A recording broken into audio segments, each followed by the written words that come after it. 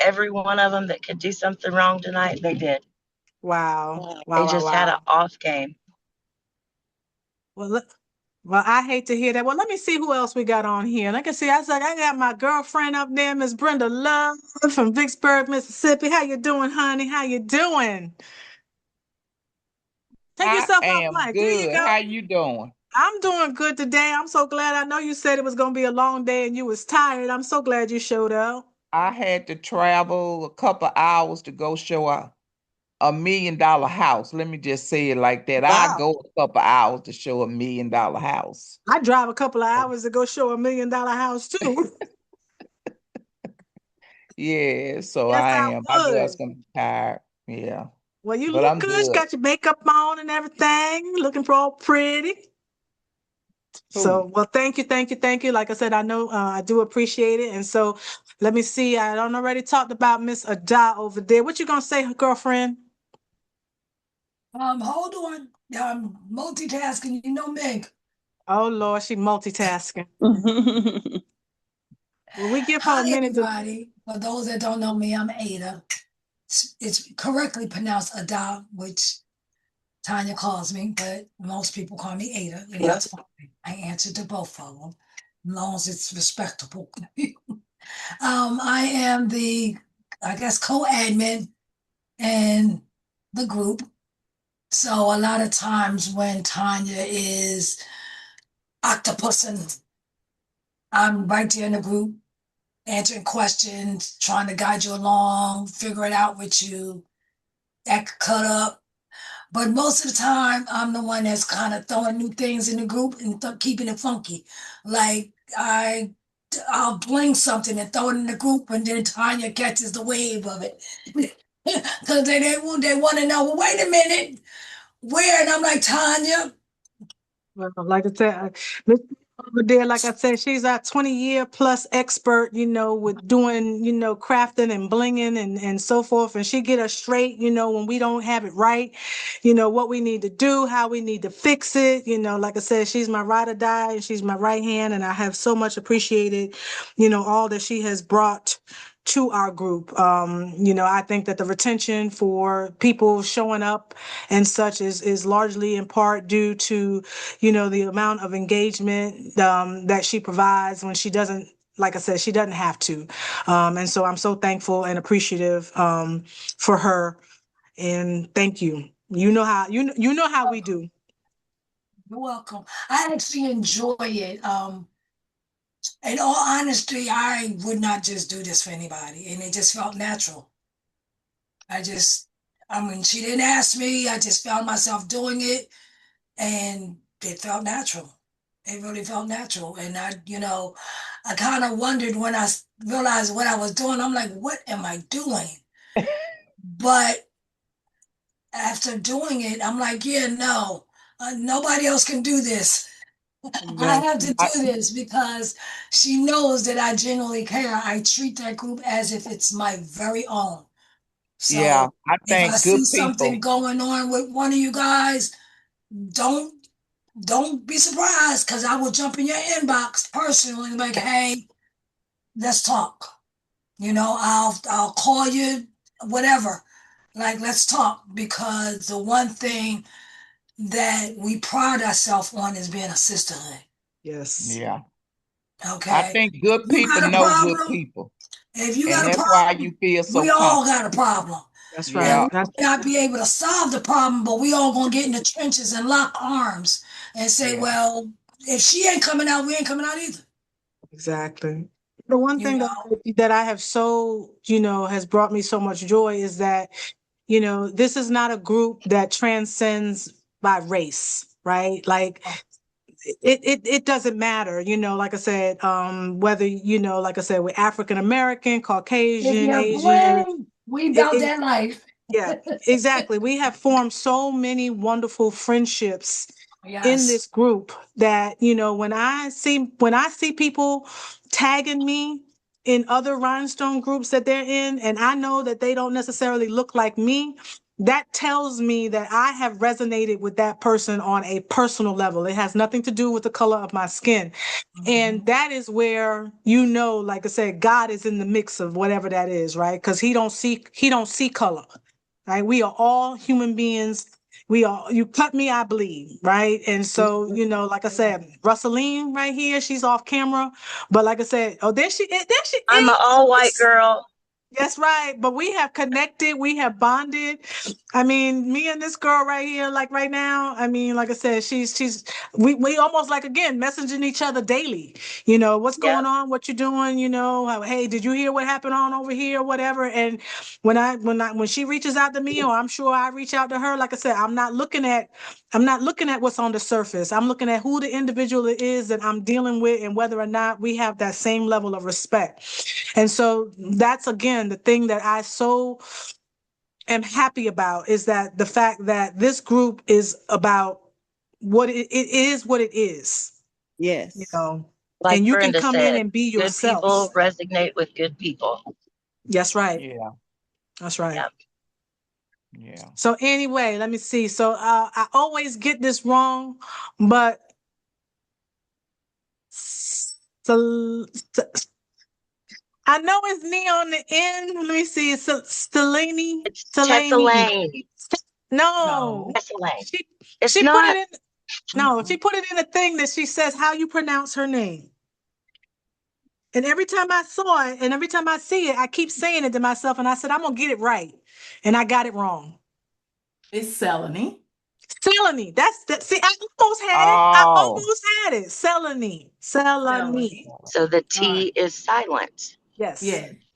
Okay. Russeline, I know Ray always pronounces it wrong, and I'm used to that. It's been my whole life. It's my life story. But that's it's the Selene. same way with me. So Selene, how did you get that name? My mother Other than your mother named you. What reason did she name you with the silent T? She got it from somewhere.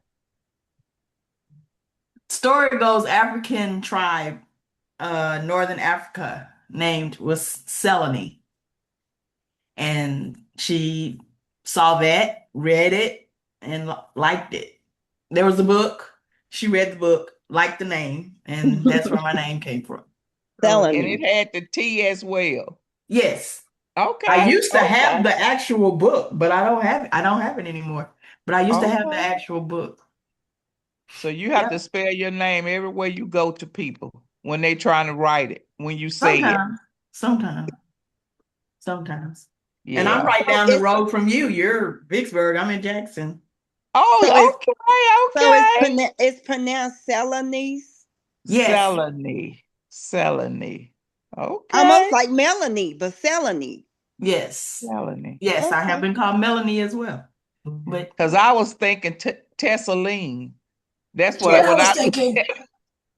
I'm with you, Brenda. Because I was looking at it, I was like, Tessalene. Yeah. I've heard it all from childhood to now. I'm going to try to remember. It's beautiful. I'm going to stay safe and call you Laney. Is that okay? Definitely. Huh? I said, I'm going to stay safe and call you Laney. What's your nickname? Sale. Okay. Girl. Okay, Sale, I got you. And if I forget, I'm going to say, hey, boo. That's fine. Good friend. You in Jackson, I hear you. Right. I came through Jackson on my way back from Forest. Just know if we get it wrong, like I said, we get it wrong with love. You are always, like I said, we love you regardless. Even if we can't say your name, we love you. Yep.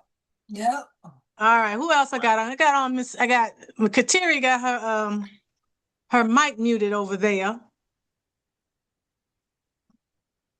It's for a good cause because I got people being ugly while you over there laughing. Uh-oh. Some folk in the background. Get them. No, I don't play about you. It is what it is, boo. I'm the one being ugly. And it ain't glass, it's plastic. And that's worse. You can have some class about yourself.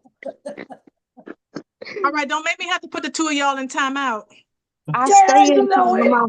You know A we dog always gotta started be the it. ones. We already been on the phone 2 hours before this.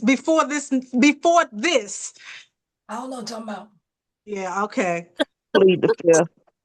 Well, come on, Terry, tell us a little bit about yourself. Oh no. I'm a You don't weirdo. know. I'm a weirdo. No, she's not. Yes, I am. I'm a weirdo with long nails that like to craft, and everybody asks, how you do anything with them nails? Dog, you better leave me alone. Leave me So alone. let's see him. Let's see him. Let's see him. Nobody, y'all see Uh, that? You yeah, gotta we talk. do. Oh, girl. I ain't seen no nails. I wouldn't be able to do anything with those nails. Speak a little bit so so the camera will come on and then show us again. I'm functional, but I have Oh, moments my where they get goodness. on my nerves. You know what? I did nails for over 10 years and my nails was long. And people would ask, how do you do anything with long nails? Being a nail technician, you can't do nothing without them.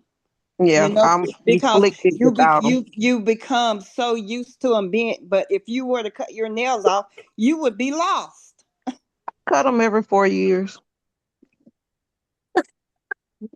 Every 4 years. Every four So years. those I are got your a real little over nails? a year before I hit 4 years. Those are your Wow. real nails? Yes, ma'am. Well, that is amazing. Okay. All right, let me see who Fine. else we got Fine. here. Miss D, I see your mic is unmuted. You want to come on and tell us a little bit about yourself? Oh, can you hear me? Oh, there you go. Oh, you know what it is? Okay, yeah. Well, go ahead and tell us about yourself because you didn't tell us about yourself. Okay, my name is Dee Harris, and I do embroidery. I make purses, crafting. Now I want to learn rhinestones. I'm fascinated by them because they, they so nice and beautiful. And when they first came out with rhinestone shirts and stuff, I used to ask, "How you do that? How you do that?" And nobody wanted to share, the information. So I'm so glad that you did come out with this group, and that silhouette is, you know, um, is a cutting machine that I'm kind of like getting to know. Okay. So that's basically it. Well, the good thing is you can cut templates with any cutting machine, right? Like you don't have to have a Cameo cutter, you can have a Cricut, you can have a GrafTech, you can have a Caesar, Juliet, Romeo, whatever, The most important thing about creating, rhinestone designs is going to be your software, right? And there are several different softwares on the market, I have 4 different rhinestone programs out there, but the one that I started on was Silhouette Studio, and it is the one that I tend to gravitate to the most because it's the one that I am most familiar with, and it's not hard. It's not hard to learn how to use Silhouette. It's just one of those things that the software in and of itself is so robust. There's so many different things within it that you just have to learn how to use the tools that are in the software. And once you learn how to use the tools and you understand what they are and how to apply them to the design that you're working on, I don't think that there is anything that you cannot create within Silhouette Studios. So, does it require you to have to spend, thousands of dollars, on a software program in order to be able to do this? My answer would be no, right? Because it's what I have been using since, like I said, late 2022. And anyone that has followed me or has been in my Etsy shop or whatever can see the designs that I have done. Any of the custom work that anyone asks me to do for them, I do it all in silhouette. And I haven't had a customer yet that has come back and said, what you provided to me, I couldn't use. So, like I said, it's the first one that I choose when I'm working or when I'm looking to do a design, and it's the one that is the most economical. If you decide that you want to learn how to do this, you don't have to spend a lot of money to get started. So, Right. My friend, Definitely- she kind of like definitely taught agree me with a that. little bit of silhouette, but I'm still learning a lot of it. I okay. definitely agree with that. How Do I started anybody? with Oh, silhouette I'm sorry. was I used to do all my designs cuts by hand with an X-Acto knife. Yeah, I've been in the game. I've been in the game a long time. So if an image required the dead space to be cut out, I take my time with the X-Acto knife and trim it out. So one day, Mister came home and I had like 15 hoodies sitting on the table. And he was like, "What are you doing?" I said, "I'm doing the hoodies." He was like, "Those hoodies right there?" I said, "Yeah." I said, "They got like 8 pieces." He was like, "How many hoodies is that?" I said, 15. He said, "They got what?" I said, "They got 8 pieces that have to go on it." He was like, "No, there's got to be a better way." He was like, "There's got to be a better way." I said, "Well, I've been sitting here, just come, you know, when you know you have something to do, you get it done. If you know you got to take a 3-mile walk, you get you some earbuds, you put your music on, you get you some comfortable shoes, and you take your time and you get that 3 miles in. Mm-hmm. So that was my mindset. I didn't know any other kind of way. But I wasn't going to be like, well, I can't do that, because Philippians 4:13 tells us what? We can do All all things through things. Christ that strengthen us. Yes. And that's my foundational scripture. I can do all things. The only biggest thing with me is I gotta want to do it. If I don't want to do it, I can train and learn and master it. But if the desire is not here, that was just a whole bunch of waste of time and energy. Exactly. So he had told me, he was like, "No, there's got to be a better way." He was like, "You're gonna wind up with what is it, carpal tunnel or whatever." And I'm like, "Yeah," but in the meantime, I collected all this money because all my orders have to be prepaid before I even think about doing anything. And I'm like, "Okay, well, in the meantime, I'm gonna continue on with this X-Acto knife." I want to say he wasn't in the house 45 minutes, and he was sending me this link, talking about, look at this machine. This machine should probably do what you needed to do. Like, yeah, all right, still doing my own thing. So I looked at it, I was like, I ain't got that kind of money. And he was like, "Well, I do. So get it." I got it. That silhouette set, I'm gonna say about 4 months. Because I was sharing with my network. Oh, Mister done bought me this machine and I gotta figure out how to do it, and da da da da da da. And I was in this group. I don't even think I'm in the group no more. Even if they exist, I forgot the name of it. But there was a lady in there named Miss Linda Davis. And I think I had posted and I was like, "Yeah, I do all my work with an X-Acto knife." And, I showed them the pile of work and the pile of hoodies and the X-Acto knife. And she looked and she was in my inbox. She said, "No, no, we can get the X-Acto knife out your hand." She said, "You said you have a silhouette?" I said, "Yeah, but I don't have time to try to learn." She said, "No, we can get the X-Acto knife." She was like, "Give me 7 days of your time." Mm-hmm. She said, "Give me 7 days of your time." She said, "I'm going to get the X-Acto knife out your hand." That lady bad. She got the X-Acto knife out my hand in 7 days. Wow. Okay. It's But amazing. then I'm the type of person, I don't give up just that easy. Because once I learned the machine, I'm looking at it like, I'm taking a mighty long time to cut that. I'd have been done by now. So I decided I was going to race the machine. But I guess my little inexperience was still causing a little bit of delay. And once I mastered how to do the print and cut, that machine might as well mush me in my forehead and say, go have a seat. This is what I do. And yeah, I have not looked back. I have not looked back. But I'll still grab my X-Acto knife every now and then to keep that skill set sharp. I don't believe in, oh, well, I don't need that no more. So I don't even, I keep that skill set sharp because you never know. The lights can go out. I'll be with that bad boy with a flashlight and X-Acto knife. Gotta have a second plan. That's A right. backup Backup plan. is truly true. A backup to the So yes, backup. I agree. The Silhouette program is worth your time of investment because, Yes. baby, once you learn how to work it, you will make your money back like that. Like that. I have 3 of them now. I got the Pro, I got the 3, and I got the original. And when they jump off in here, I plug all 3 of them up in here and be like, yo, let's get it. Let's get it.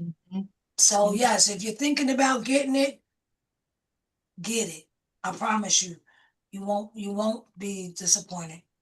You won't. I used to be intimidated by that So I get machine. my student to get herself together. She gonna be willing and dealing too. That one right there, she's my special ed child.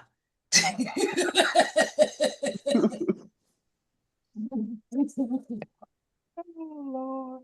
So do anybody use the graph tech to cut out anything?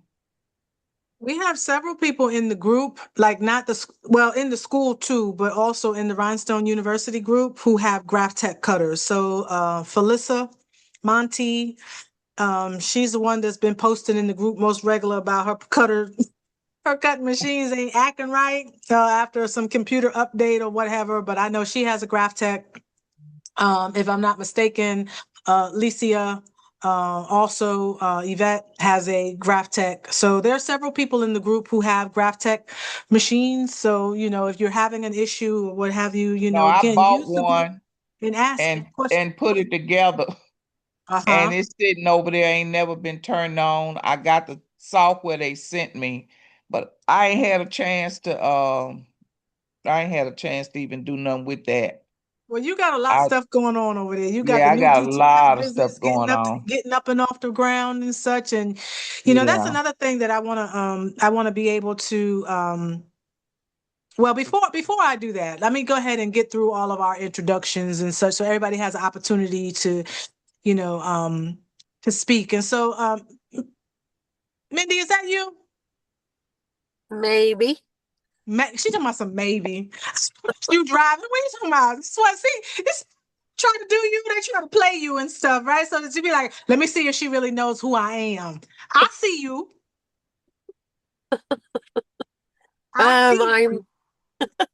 I'm sitting in my driveway. I just got home from Walmart, picking up my bottles.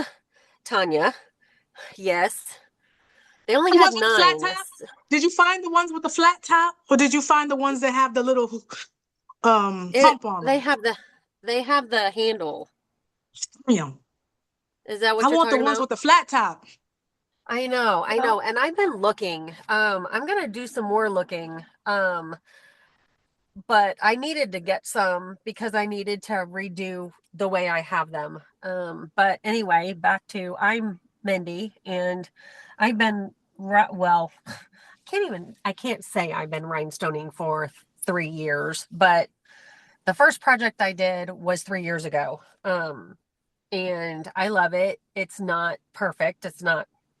There's misses all over. But I fell in love with rhinestones, and now I have so many rhinestones that I saw Tanya, your storage, and I'm like, I need something like that because mine are all over the place.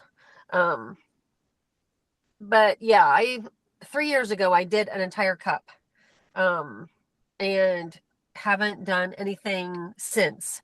I'm really wanting to do apparel, so that's why I'm so glad that you created this group. I have not I have not looked at the tutorial that you did, Tanya, a while back. The first one. I need to, but yeah, no, I just literally pulled in my driveway. Uh and just sitting here listening to everybody and what they're saying, and yeah, I need to get my rhinestones organized, figure out what I've got. And yeah, but I do a little bit of everything. I do resin, I do sublimation on to apparel. I'm putting glitter on my apparel. Now I'm wanting to rhinestone on my apparel. So yeah, there's not much more. I babysit my grandkids daily, so I'm usually not available during the day because I got too much going on with them. They're 1 and 2. So Mindy has been doing some really beautiful tumblers with I mean, her tumblers are just absolutely amazing. And that's another thing that I just love about the group is just being able to see everybody's level of creativity and how they, transform, the simplest thing into a work of art. And it's so inspiring just to be able to see, the gifts that God gave to each of us and how we use those on a day to day. And so, Mindy is also studying for her real estate license. Yes, so my test is Tuesday. Your test is on Tuesday. Okay, so we're all gonna keep Miss Mindy in prayer. We're gonna send up a couple for her so Good that luck. she Good can luck. get this behind her so that she can move forward and start looking and selling the $1 million homes like Miss Love over there. I Yes, know. yes. I'm blessed. I'm blessed. Yes, we are. We all are blessed. Like I said, God has blessed each one of us to be here tonight. Like I said, just fellowshipping with each other and learning a little bit more about each other so that we can support and encourage each other in whichever capacity we need to do that in. And so, like I said, again, we're all going to keep Mindy uplifted in prayer as she takes her test next week so that she can come back and claim all that she has been working so hard for. But so let me see. So I think we got Miss Yolanda. Yolanda, are you still on? I know you say you don't want to you're eating and you don't want to be on camera, but you don't have to come on camera. You can just tell us a little bit about yourself. I'm here. I'm here. She was eating. I had just made me some buffalo wings in the air fryer and I didn't want to eat on camera. Yummy. You like buffalo wings? Hello everyone. My name is on Facebook, my name is Denise Tart. On YouTube, I am Phenomenal Creations, 1343. And I am a friendly introvert, very quiet, stay to myself, but I'm an avid crafter. I have been crafting for, my daughter's 37 now. So maybe 34 years crafting, but I've done some of everything. I'm like a little baby now. I've done some of everything. I started crafting, making photo books with, gluing the fabric and the lace and stuff on the books and stuff. Creating memories. Yes, I started doing that, and then just crafting, making scrapbooks with the kids and doing nails. I've done hair. I've done a little bit of everything. I haven't mastered none of it. I am a 2-year breast cancer survivor, and this journey has been something to experience. And I stumbled across Miss Tanya's video maybe about a month ago on YouTube, because I'm always on YouTube. Don't post nothing, but I'm always on there. Me too. And I was listening to the video that she had up, and it was very, very intriguing for me. It seemed like it was a bunch of people of my age group Nothing towards the young people, but of my age group. So that was a plus. It seemed very welcoming and heartwarming, which was another plus for me. And I just felt led to keep watching. So I do embroidery, I do sublimation, I do paper crafts, I do bling, I do diamond painting, I do pillows. Wow. Yeah, I do a lot of things, like print jobs, flyers, photo things with different photos and stuff like that. But rhinestone has been my thing, and I have always loved bling. Anything sparkly, I love. And so I've been doing rhinestones for a little while, but I've always bought designs to do.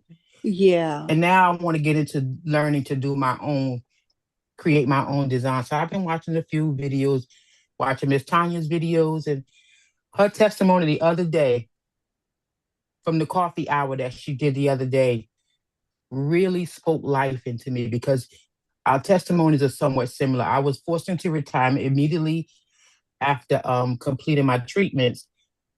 So I'm just trying to sit here and figure out what God has for me. Mm-hmm. What God has for me. And here I go coming across her videos. So I'm just wondering, okay, God, you're going to make me laugh because you always do. Yep. So Divine. your testimony, your testimony really, really blessed me. And at the time I was watching your testimony, I was sitting here making a decal for my car. So I made a bling decal.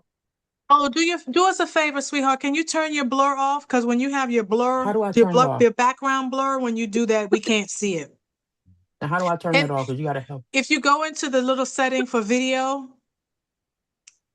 for your camera, there should be an option for you just to turn off the blur real quickly. I don't know how to do that. And we don't care about what the background of your home looks like. Like I said, we real, right? Like that's why I get on and I'll say it in a minute. I'll be like, look, I know my workstation don't look pristine like you see in other people's YouTube videos. Okay, it's real over here. Is that better? I am a real crafter. Oh, background. Black. Is that better? There we go. Yeah. Okay, now I got to turn the camera around, right? Okay, how do I do that? Okay, turn the camera around. Is that better? That's much better. Yes. So I made a bling decal for my car. Oh, that's nice. Okay. And hubby hasn't put it on yet. So that's what I was doing while I was watching her video. And then so yesterday I sat here and I blinged out a license plate to put on my car. Do that. That's cute. Yeah. Oh, wow. Now, how long did it take you to do that? The license plate? Yeah. Maybe an hour. Maybe about an hour. Yeah, it won't take long. Because I treat it's like diamond painting to me. Once I get started and get my mind going, I just go. Right. So I just go. What city you live in? I'm in New Jersey. Oh, okay. You have to reach out to me. We have a lot in common. Oh, really? Yes. I'm trying to figure out how to get this off of here now. I don't know how to get that off. But yeah, that's my story. So I am very happy to be here. Thankful that you guys accepted me in the group. I'm here to learn. I'm here to help. So I'm not no pro, but if it's anything I can help with, I'm happy to help. I don't gatekeep either. What part of I can't stand that word. What Jersey. What part of Jersey are you in? I'm in Linden, New Jersey. Oh, you right over here by me? I'm in Plainfield. Okay. Hey, neighbor. Hey, bag. That's just a personal with me when somebody say, "Oh, you're gatekeeping." Yeah, no, you even found the person that will share the information with you. Okay. I know everything in this world can't be free, but some things is just, there's room at the table for everybody. 90% of what we know, we learned it because of someone else. Exactly. So you don't have to tell anybody everything. Right. But I believe I'm gonna feed you for one day. But while we're eating, I'm gonna teach you how to fish. Mm-hmm. Because I may not be able to feed you the next day. I may not be available the next day. But guess what? While we're sitting at this table chatting and discussing whatever, living on life's terms, I'm going to teach you how to bait a hook. I'm going to teach you how to go up in this website and look and put this type of information in. So that way, if Ada is not available, if you got enough courage and you got a real desire to find out the information, you'll go poke around. That's and then right. you got to come back and say, you know what, I went out there, I couldn't find, or I don't know if I was doing it right. That lets me know that you have an invested interest in learning what you desire to learn. And I will Right. walk 100 miles with you. Yep. And I'm always in a teachable perspective. I'm always willing to learn because I don't know it all. Me neither. Know Me it neither. all. But I listen, I'm one that I'll be like, okay, well, I'm going to work with what I think it may be. And I'm going to talk to a couple of people that, trusted minds that I can, and before you know it, yeah. I'm going to tell you something. Kateri, she just taught me how to use my grommet machine. Oh, Just okay. got one today. She taught me how to use it. I already had a preconceived idea, like what I thought it, but she's good at cut ups and tie ups and hiccups and hang ups. So, me and her talk every day. If I don't call her, she calls me. And if we don't touch base, there's a text message or something going on between the two of us. She checks in. But what we need to my newest thing is since I've just finished my cancer journey, just started making candles based on my cancer journey, and that's been very enjoyable. Bling is still my one thing. I'll put bling on anything. Sorry, y'all. My nephew was on the camera. He won't And I act have right. I have 3 embroidery machines, about 3 or 4 silhouettes. Oh wow! I have a US cutter. I have the Romeo cutter. I normally use my Romeo to cut rhinestones with. Yeah, I have the 24-inch sublimation printer. I have another sublimation printer. Yeah. Wow. Pretty much. Do you have like single needles or multi needles Yep, embroidery? I have a multi needle right here. Okay, Ricoma, yes. Yeah, it's good. I have this one, but then I have one over here, a single needle brother over here. There's this one goes up to a 9.5 by 14. And then I have a small brother that although I have an extra brother downstairs too. And Yolanda, you sound like me with all the machines. Yeah, I got all the machines. I don't even know how to use all of them. It's an Me addiction. either. It's an addiction. It's an No, addiction. I think it's entrepreneurs in general. Our mind never stop. I went and bought an embroidery machine. I don't know how to embroider. I got that I Black ink. absolutely I got love a embroidery. laser cutter. I got to learn how to do all of this stuff. Now that I didn't get a laser cutter yet, but I want I one. bought one, put it together. That's the exactly buzz right, we done Brenda. got right now. An entrepreneur is one that is not afraid to go out and test the waters to see whether or not that is something that they can do, right? It's like and it's really, I had said this in my, the original, the first coffee hour that we did last week, right? Like, I'm so floored to see that there's so many of us over the age of 50 that are doing this right about now, right? Like, it's not the young people. I mean, they probably are out there, right? But I haven't come across very many of them. Every time I meet somebody new, right, they are over the age of 50 and they're talking about all the different things that they do, just like you mentioned, Yolanda, right? Like, you got, I'm like, and I'm sitting here going, wow, I thought I had a lot. I got 3, 4 cutting machines over here and a laser and an embroidery machine and 4 printers and this and that. But here goes somebody talking about, no, I got 3 embroidery machines and 4, 5, 6 printers. And, I'm like, she got more stuff than me. And the younger people are the ones who gatekeep. They're the ones who gatekeep. Yep. So, like I said, that's why I said we are such like-minded people that we don't even know that we exist until we come together in these types of settings, right? And just think about the amount of expertise or even just the knowledge base that we can just share amongst ourselves, right? Like I said, to help each other with all of the various different things that we already have accumulated. Like, we all have similar things, and so for some reason or another, like you said, either, like I said, Kateri got all of that stuff over there. And for some reason, she won't open up the box and get any of that stuff out onto the table and do something with it. You ain't got to Talk to come her. Talk in the to her. store. Shut up, Ada. Dog and Pansy. Damn it. Darn it. Shoot. Get it out. We've been talking now almost a year. Okay, so the laser machine is still in the box. I ain't even broke the seal on it. Because they keep And having The silhouette. And the silhouette. the okay, cricket. I got silhouette. I got 2 crickets. No, I have 3 crickets and a silhouette. 2 3D printers, an embroidery machine, a sublimation. Oh my God. I got a sublimation too. Come on, I'm Yeah. running out of fingers. We're already at 10. Shut your whole pie hole. But I won't open the Glow Forge because every time I go on to one of the communities or whatever, everybody's complaining about it, that it's not acting right or it's not cutting right. And I'm like, that's a $1,400 machine that I don't want to open, because even if I don't open it, I can always trade it in on another one. But the one I want is like $6,000. Oh, wow. Mm-hmm. Who wants to have have the a aura like I $6,000 do? machine sitting around that ain't open? Exactly. What do you have? The aura like I do? Yeah. Okay, so I opened up my aura. I got it 2 years ago.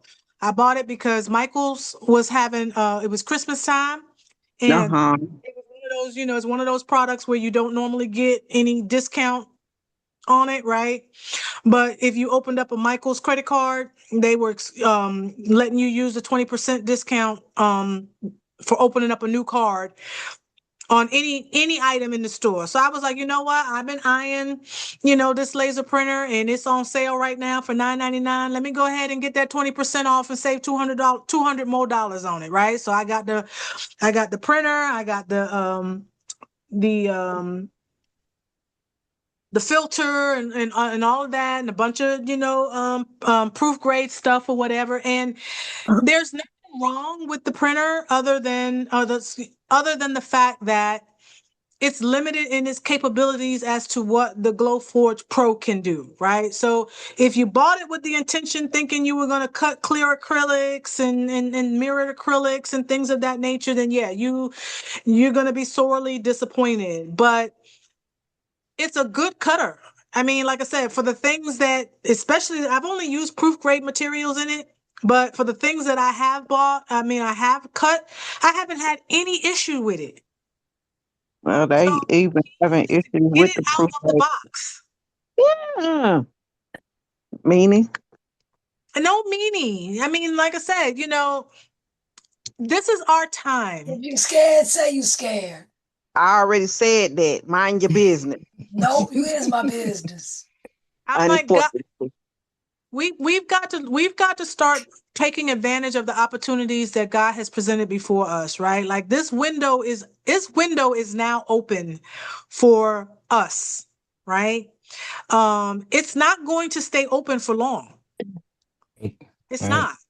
And so at this is the point where you need to start capitalizing on the things that, the investments that you have made, right? Because so many people are out here looking for, personalized stuff. And Jones. And jobs. That's right. I've been said it. I said this is the time for the entrepreneur. When COVID hit, I was going through my cancer fight. And I had laryngeal cancer. Survived for 5 years. I'll be celebrating 5. Well, I'm celebrating 5 years now. I hope to get released this year. Turn up.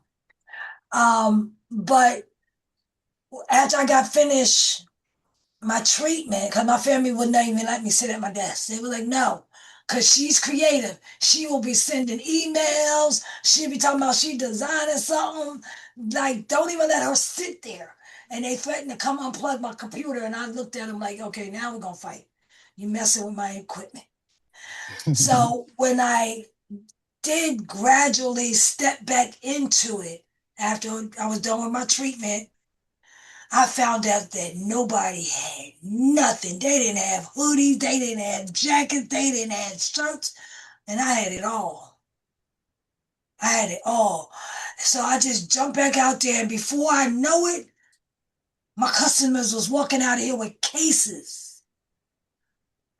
And it wasn't even stuff with anything on it. They just needed, I just need some plain Need the work blanks, shirts. I some need some blanks. hoodies. And the stuff that people got is summertime. I need some. And I was throwing out 9-ounce hoodies like crazy. And, so I knew, I was like, okay, you know what? Let me get my booty thing in gear and get my website pushing it, because it was already up. But I needed to push it. That's And my struggle. it's why everybody else was, oh, I'm trying to find a website. I'm trying to find a da. I already had everything I needed. And God said, go. Here you go. And I hit the ground running.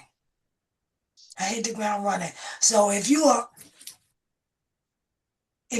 out here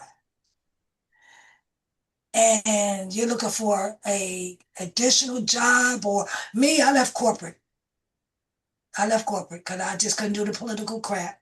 And I've been rolling with mine ever since. I'm the boss. If I don't like what I got going on, I tell myself, shut up. And then I'll be like, you work for the customer, so get over there and get yourself together.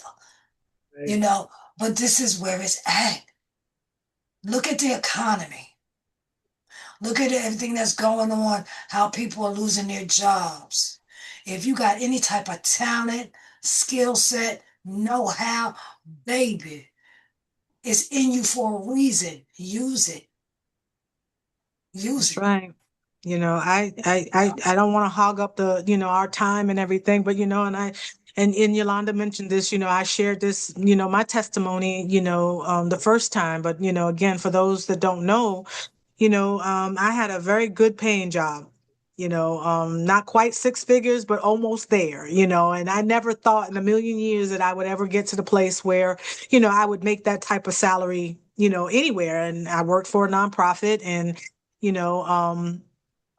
thought that was going to be the place where I retired from, right? Because I'm a 25-year career, administrative professional, and I know my job, right? I know I can do that stuff in my sleep.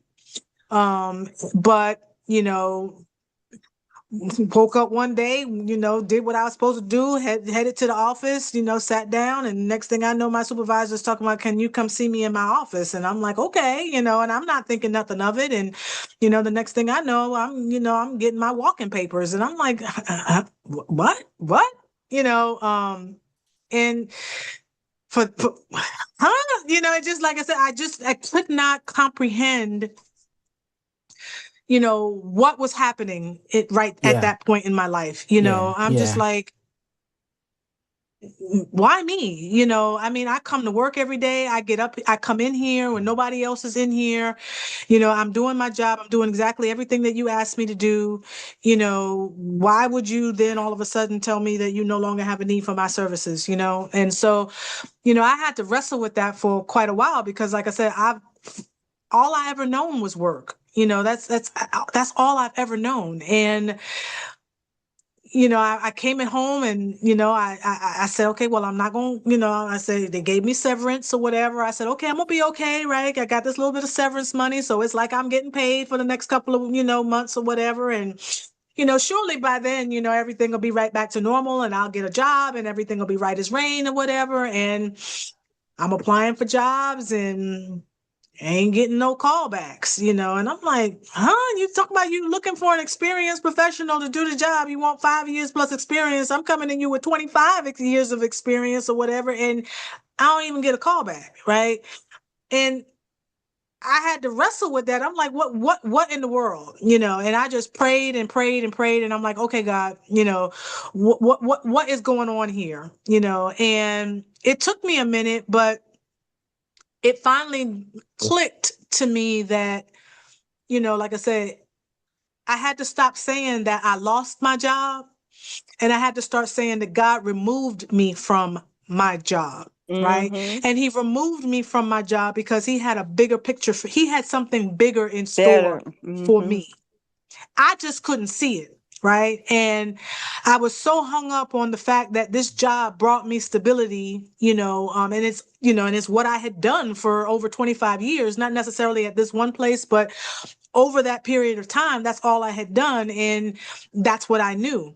And he had to show me that there was more to life than just what I thought that there was, and, has it, like I said, I'm not here to say right now that, I'm making the same monies that I made when I was working. I'm not. Either, but I don't have Definitely any am special not. education either. But I can tell you this, that here we are 1+ year later, and we ain't missed a beat up in this household. Okay. All my bills are paid. We got food in the refrigerator. I ain't missed for nothing. And so my God has provided for me from day one, since March 31 of 2024. And every day he continues to keep pouring in. The blessings just keep coming. They just keep coming. They keep coming.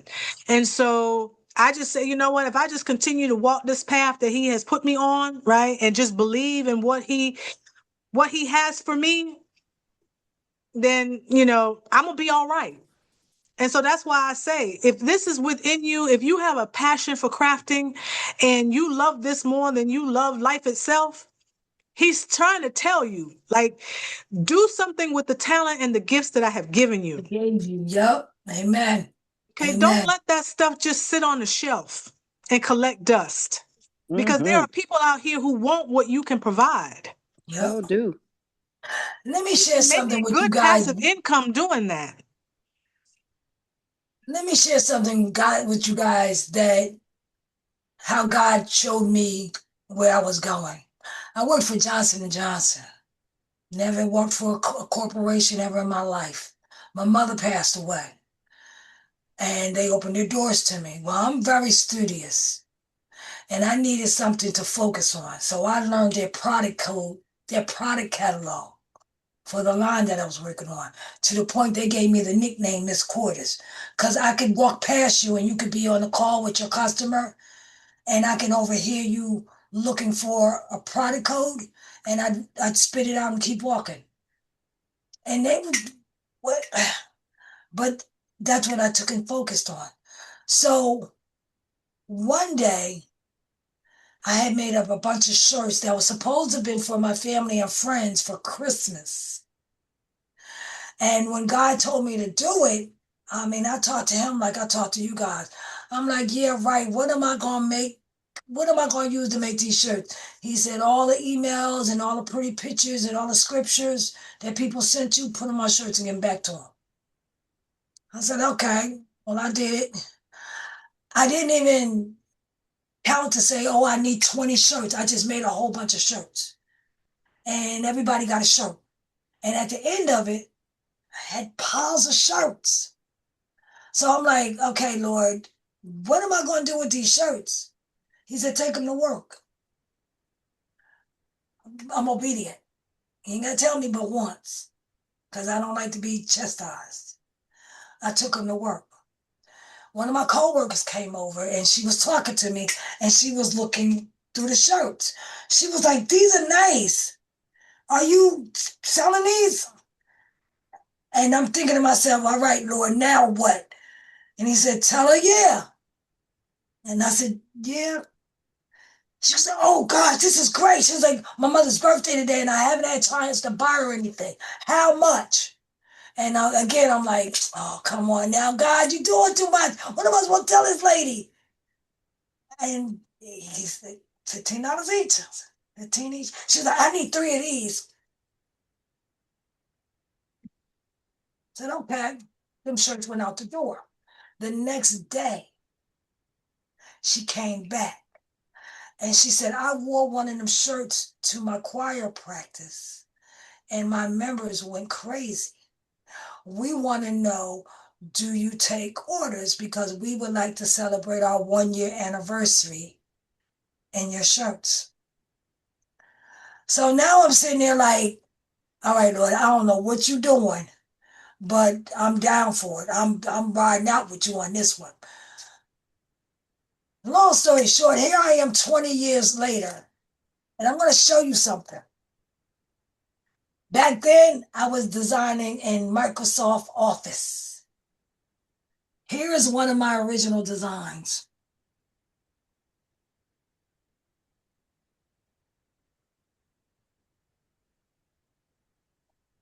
I had a whole book because each choir, the way I did it was each choir member had to give me a scripture.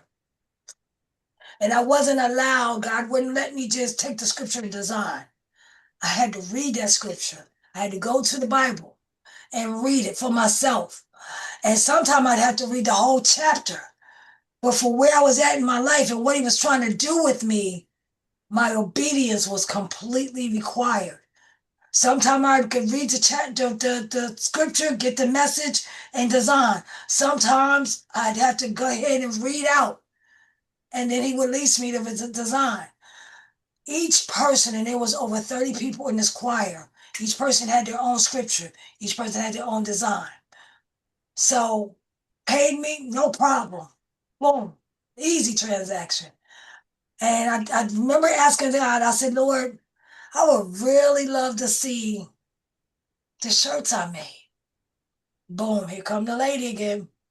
Listen, everybody was excited. They can't wait to get their shirts. Here's your invitation to our anniversary. And even now I get emotional because it was such a beautiful sight. And that's when he told me, this is in you. This is what this is where you're going. I stood there and I sat in my car and I'm sitting there watching. And when I got out, because back then I smoked. So when I got out, I freshened up so that way I didn't go in church smelling like a big old ashtray. And one of the members from the choir, there she is, there's the t-shirt lady, there's the t-shirt lady. She runs up to me. And this was one of the members that when I first met her, I was just like, Lord, hold me to the cross. But this lady is trying my nerves. I do not like her. She's like, oh my God, how did you know? How'd you know? Like, I don't know what, honey. The birds. I don't know. But that was her design. And she had a thing for birds. So each person's shirt, like the design, they just went overboard. God let me sit in that church. They had the doors closed. And when they opened it up, there they were, standing in two lines. And they marched in like this. And it looked like Bible pages. And I just cried. I knew then, like, I don't know what's going on, but Lord, just go ahead, use me. I like this feeling. And the minister said, he said, this is your calling. He said, I don't know if you know it. He said, but this is your calling. And here I am. And I keep that design right there. And that one, the one with the birds, is Romans 12:2. Be ye not conformed to this world, but be ye transformed by the renewing of your mind. And the fact that I was open to listen to God tell me, and I wasn't, because sometimes in life, we be like, I'm not doing that. We got to be so perfect. Oh, I got to know how to do this before I go out here in the public and do it. But sometimes your learning is to be in front of the public. So I hope that story inspires you, because I'd do it all over again. I'd do it all over again. That really blew my mind. And I left, at the time that I left corporate, I was just under $60,000. That was some serious years ago, over 20 years ago. So, and I ain't making that now. Not even close. But you know what, like you said, you don't have to make that kind of money. Exactly. But you know what, you're so much happier, right? And the work is so much more rewarding. Yes. Than the money. Like, God shows us that when we do what was in our heart and what we're passionate about, he's going to take care of everything else, right? You don't have to worry about whether or not the dollars meet the need. He's going to supply the need. He's going to make sure you have exactly what you need, so that you can focus on what brings you joy. Because when you have joy, you give joy. right? But when we go to them dead end jobs, right, and we get so frustrated about, oh God, I wish I didn't have to go to this place today or whatever, and we breed all of that negativity or whatever, what are we giving to everybody else? We're not giving anybody else anything. You know, we come home and we're short with our husbands, or we're short with our children, we're short with our parents or whatever. And, you know, like I said, we got to go back tomorrow and do it all. We got to go back tomorrow and so forth and so on. You know, no, that's not the way. That's not the way it was supposed to be. You know, so we have to learn how to be content, you know, with what we have, and then take what we have and multiply that and share that with everybody else. And when we do, like I said, and when we do that, we ain't got to worry. You know, I sometimes I look and I go, you know, surely, you know, with the amount of bills that I have, you know, mortgage payment, car payment, you know, house insurance, car insurance, and all those things, right? That my full-time job took care of. And left me a little bit left over, you know, whatever, that allowed me to be able to delve into doing buy the embroidery machine and buy these printers and do the rhinestoning and all of that other stuff, right? How is it that with no job at all, right? No steady income coming in. God done blessed me with 4 3D printers, right? And I'm still buying rhinestones, and I'm still doing all the other things, and everything is as if nothing has changed, right? The only thing changed is that the environment that I was in, he took me out of that environment and brought me into one that allowed me to be able to express my creativity in a way that I hadn't been able to do before, and focus on building that thing that I enjoyed. You know, so I look at it to say, you know, 2025 was the year of, okay, we're going to transition, right? We're going to figure out what it is that we need to do. 2026 is about implementing all of the things that I learned in 2025, right? To propel me into 2026 and beyond, right? Because right now the doors are wide open. You know, there's no telling where I can go and what I can do if I just kind of focus and put my mind on, you know, what it is that this community is looking for. And if I can find a way to bring what they're looking for, right, and supply that need, man. And the same thing with everybody else, right? No matter what it is that you do, Yolanda, like I said, if you love embroidery, right? There's a ton of people out there doing embroidery, right? There's millions of people out there doing embroidery. But maybe you have something that you do within your embroidery, whatever designs it is that you may create, if you digitize your own designs and so forth and so on, that somebody else is not doing. Right. And so if you can then figure out what it is that your customer base is looking for and hone in on that, I guarantee you, like I said, you know, you ain't got to go looking for every other niche and this and that and so forth and so on, because he's going to bring it to you. Thank you. Thank you. You know, you love embroidery. Now you say you have a passion for rhinestoning. Figure out how to bring those two things together. Right, that's the new thing right now, right? Everybody's putting it out there. They're doing the embroidery with the scatter pattern designs around the embroidery and so forth and so on.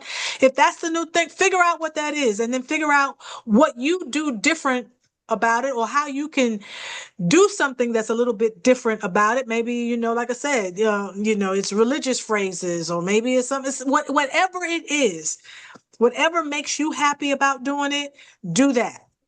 Thank you. Thank you. I appreciate that. I really do.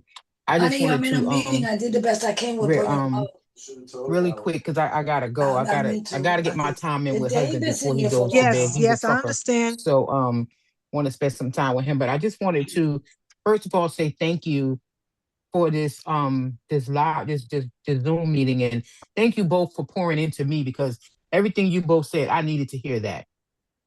As an introvert, I go on social media, but I don't post on social media. And everybody tells me that, well, you got to post your stuff on social media. That's not me. That's not my, I'm not. They're telling you right. Needs Yeah, to but become, that it needs to become Because you. how are we supposed to know you got it if you don't You know, put it out post there? it. yeah. But see, I remember the days of word of mouth, or showing yourself, and I've tried to Okay. do that, and those type of things don't really, I'm so private. Even with my cancer journey, I didn't tell anyone. Right. I did it privately. So God has got to work on me and get me out of that. And I'm like you, Miss Tanya. Last year was my year. I finished treatment, got reasonable accommodations to go to continue to work from home because I worked through my whole cancer journey. Didn't miss Wow. a day. When they're having that for me. Yeah, They and were I having worked, that and for when I me. was ready, they forced me to come back to work. I tried to get reasonable accommodations. They denied that. Soon as they denied my accommodations, I went back to work 2 weeks later. I was forced to retire because I worked for the federal government. 26 years, one job, forced to retirement, which left me blank. So, I think God is doing something and I'm just trying to figure it out. I'm like you, like this year I'm learning. This just happened. It hasn't even been a year yet. So I'm taking in everything I learned and I'm trying to motivate myself to go to the next level. And it's a struggle for me because I'm such a private person. And I'll help anybody, but I've never been the one who asks for help. And so that's my struggle. That's my struggle. And I share what I know. I don't have no problem sharing my knowledge, sharing my gift with anybody. But now I'm at a place in my life where I think God has got me in a place of neediness where I need to ask for help. I need to reach out for people to show me different things and stop giving so much. Now it's my turn to receive. Again, I'm I learning can that. relate to you there. That's a hard It is. It's very That's a hard. hard pivot, but he's gonna beat you until you do it. Yeah, and he He's is. gonna beat you until you He's do it getting me. because Today was a he rough putting day you in for me. situations where a simple pivot is gonna change it like that, and then one day you're gonna pivot and everything's just gonna explode in greatness, and you're gonna be like, well, dang, now I feel like I lost all this time because I wouldn't pivot, but keep being hard headed. Yeah, Keep being yeah, hard headed. He'll yeah. get you. But I'm gonna have to go because I want to spend time with him before he goes to bed. But I wanted to show you guys these keychains that I made. That. Okay. That's my candles, and then and I'll put anything, Yep, something small and simple. Yep, I was doing those too. I have matter of fact, is it matter of fact? Look, you see how like Definitely, we again, gonna like get you, you see, baby. Don't like worry, mine, we coming. right? Like minds. Yeah, We are all so connected to one another that we, like I said, we don't know it until we actually get in and start doing little things like this to show us that, you know what, hey, there goes somebody I could talk to. My thing ain't doing right. What did you do to get yours to do like it was right. supposed to? What have you? And the one thing I want to say to you, Yolanda, and then I'm gonna let you go, right? Okay. Is that I was like you, as much of a I'm not necessarily an introvert, but I don't necessarily call myself an extrovert either. Like I'm kind of Hmm. like I straddle the fence. It just depends on what type of That's why I say company I'm friendly in. introvert. That's why I Right. call myself a Exactly. friendly one. Yes. And so, I was the same way. Like, I wasn't posting, I wasn't doing any of those things. I was just like behind the scenes. If somebody asked me, I jump, I do whatever. And, it's like no one will know that you are there if they can't find you. And so even if it's just on your own personal, if you have a Facebook page, if it's on your own personal page, just start putting your stuff out there, so that people can see, because you never know, who may share what you have, Hmm. And What's your I name on invite you, Facebook, Yolanda? if you have a Sorry. website, if you're doing e-commerce, you're doing Etsy, whatever, if you have some kind of verifiable place where somebody can buy from you, please use my platforms, right? I'm open. Nobody does this, right? Like nobody does this. Nobody opens up their platforms to allow you, the individual, to promote yourself. Okay. Mm. I'm okay with that, right? Because at the end of the day, I believe what God has for us is for us. And Yes, I so believe that. if I open up my platform and say, okay, Yolanda, you got a business, you can go out there and I embroider, right?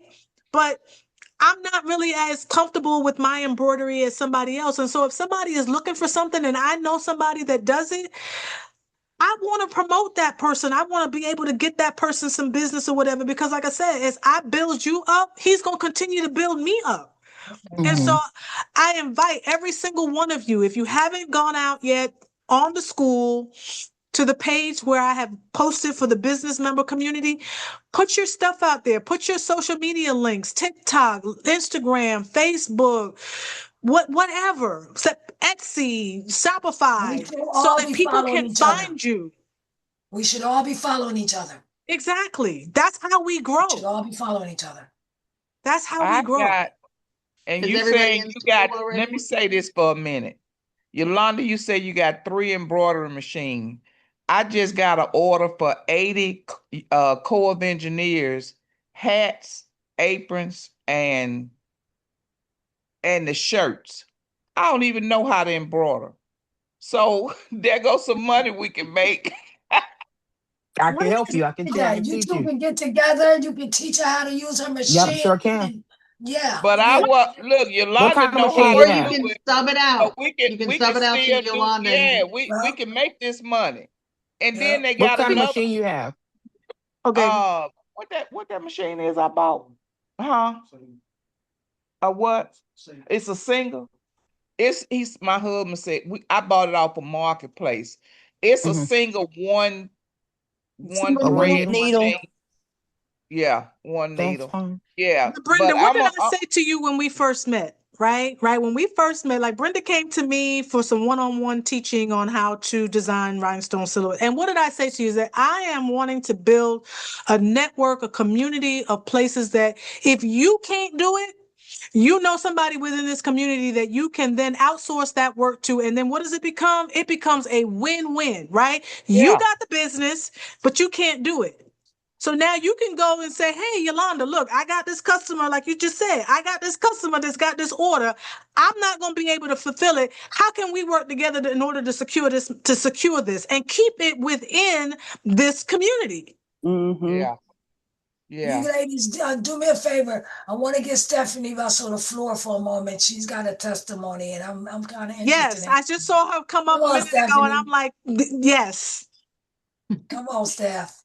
I was at a meeting. I know Yolanda has to go, but Yolanda, you may want to come back and watch this because there's probably I'm going to wait. I'm going to wait. After your testimony, then I'll go. I have known Tanya for a while and Ada a while through Facebook, just, just seeing posts and, commenting here and there. I have been in the rhinestone world for about 30 years. I'm a former pageant girl. My daughter was a former pageant girl, competed at Miss Virginia. We did her dresses and her shoes and her bathing suit and her talent gowns and all that stuff. Fast forward to my son, who is my youngest, started playing travel baseball, and there was never anything cute for women. So I just started making my own stuff. I did it by hand. I did the 1x1. I didn't have a machine, none of that. Then my mom for Mother's Day said, what do you want for Mother's Day? And I was like, I want a silhouette because I think I can make rhinestone templates out of that and I won't have to do it by hand anymore. So, I went on the school of YouTube and was learning, for all those years. In 2017, I actually opened my business. I just put it out on Facebook. When you said, Yolanda, that you aren't posting, this is how I started. And that's why I said, I think you need to hear this. For months, all I did is post a shirt that I would make that I would wear to the ball field. And then within that, I'd have people say, hey, I want one, kind of like Ada. I need one. Can you put my son's number on it? That kind of stuff. So I started wearing my stuff to all these baseball tournaments because we would go from East Coast to West Coast for his tournaments. And everywhere I went, somebody would ask me. And finally, my husband said, I think you need to do this as a business. Like, this is not a hobby anymore. I think this is a business. And I said, when do I have time? I work a 40-hour a week job, sometimes 80 hours a week. I'm a mom to 3 kids, but my youngest plays travel baseball. Every single night we are at the ball field or we're at a tournament on the weekend. When am I going to have time to make anything for anybody else but myself? So that went on for years.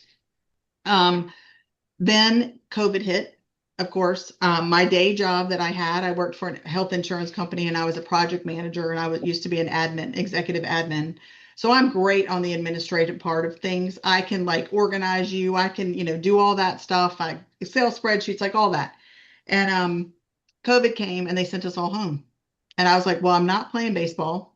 I'm not at the baseball field every night. I only work 40 hours a week and that's it because they don't want to pay overtime.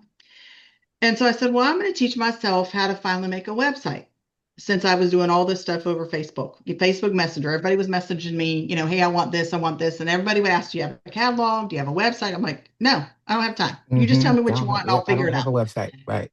And so COVID hit. And so I spent a year figuring out how to do a website, how to, put it out there, whatever. And so finally I just said, well, you know what? I'm just going to launch it. It's not perfect, but it's going to have some things. It's going to have some sports designs on it. So that way I can at least service my customers, my friends, my local friends. That was in 2021. I have now sold over $400,000 in rhinestone apparel in 4 years. And that is because I took the risk. I said, I don't know it, but I'm going to learn it. For 4 years, I did not sleep, pretty much. I slept maybe 2 to 3 hours a night. But I was doing it for me. I wasn't doing it for a company. I would do my 8 hours during the day. And I kept thinking to myself, I'm just doing this to be able to pay for my business. And when I get to a point, one day, I'll be able to quit this and I'll be able to work for myself. So I just kept pouring all my money. Thank God I had a husband who had a job and who, made good money and who had benefits, because 2 of my children are both autoimmune and heart defect kids. And so we had to have insurance, but thank goodness he supplied that. So this went on for a couple of years of working my business every night before I went to bed, and then sleep for a couple hours and get up and do my day job. And this went on forever. Well, then fast forward to my son, his junior year of high school, and he was set to go to baseball on a college. He was set to go to college on a baseball scholarship. He was going to be a pitcher. Like, he had his life planned out. He came home his junior year and said, I don't want to play ball no more. And we're like, you what? Because we didn't have a backup plan for him. You see your face like, what? Yeah. And it felt like a death in our family because that was our life since he was 3 years old, and I just had to put my faith in God and be like, God, he's your kid. You're going to take care of him. Like I have preached to him that God is going to take care of us. Why am I not listening to him, to me telling him like all these years, God's going to take care of you?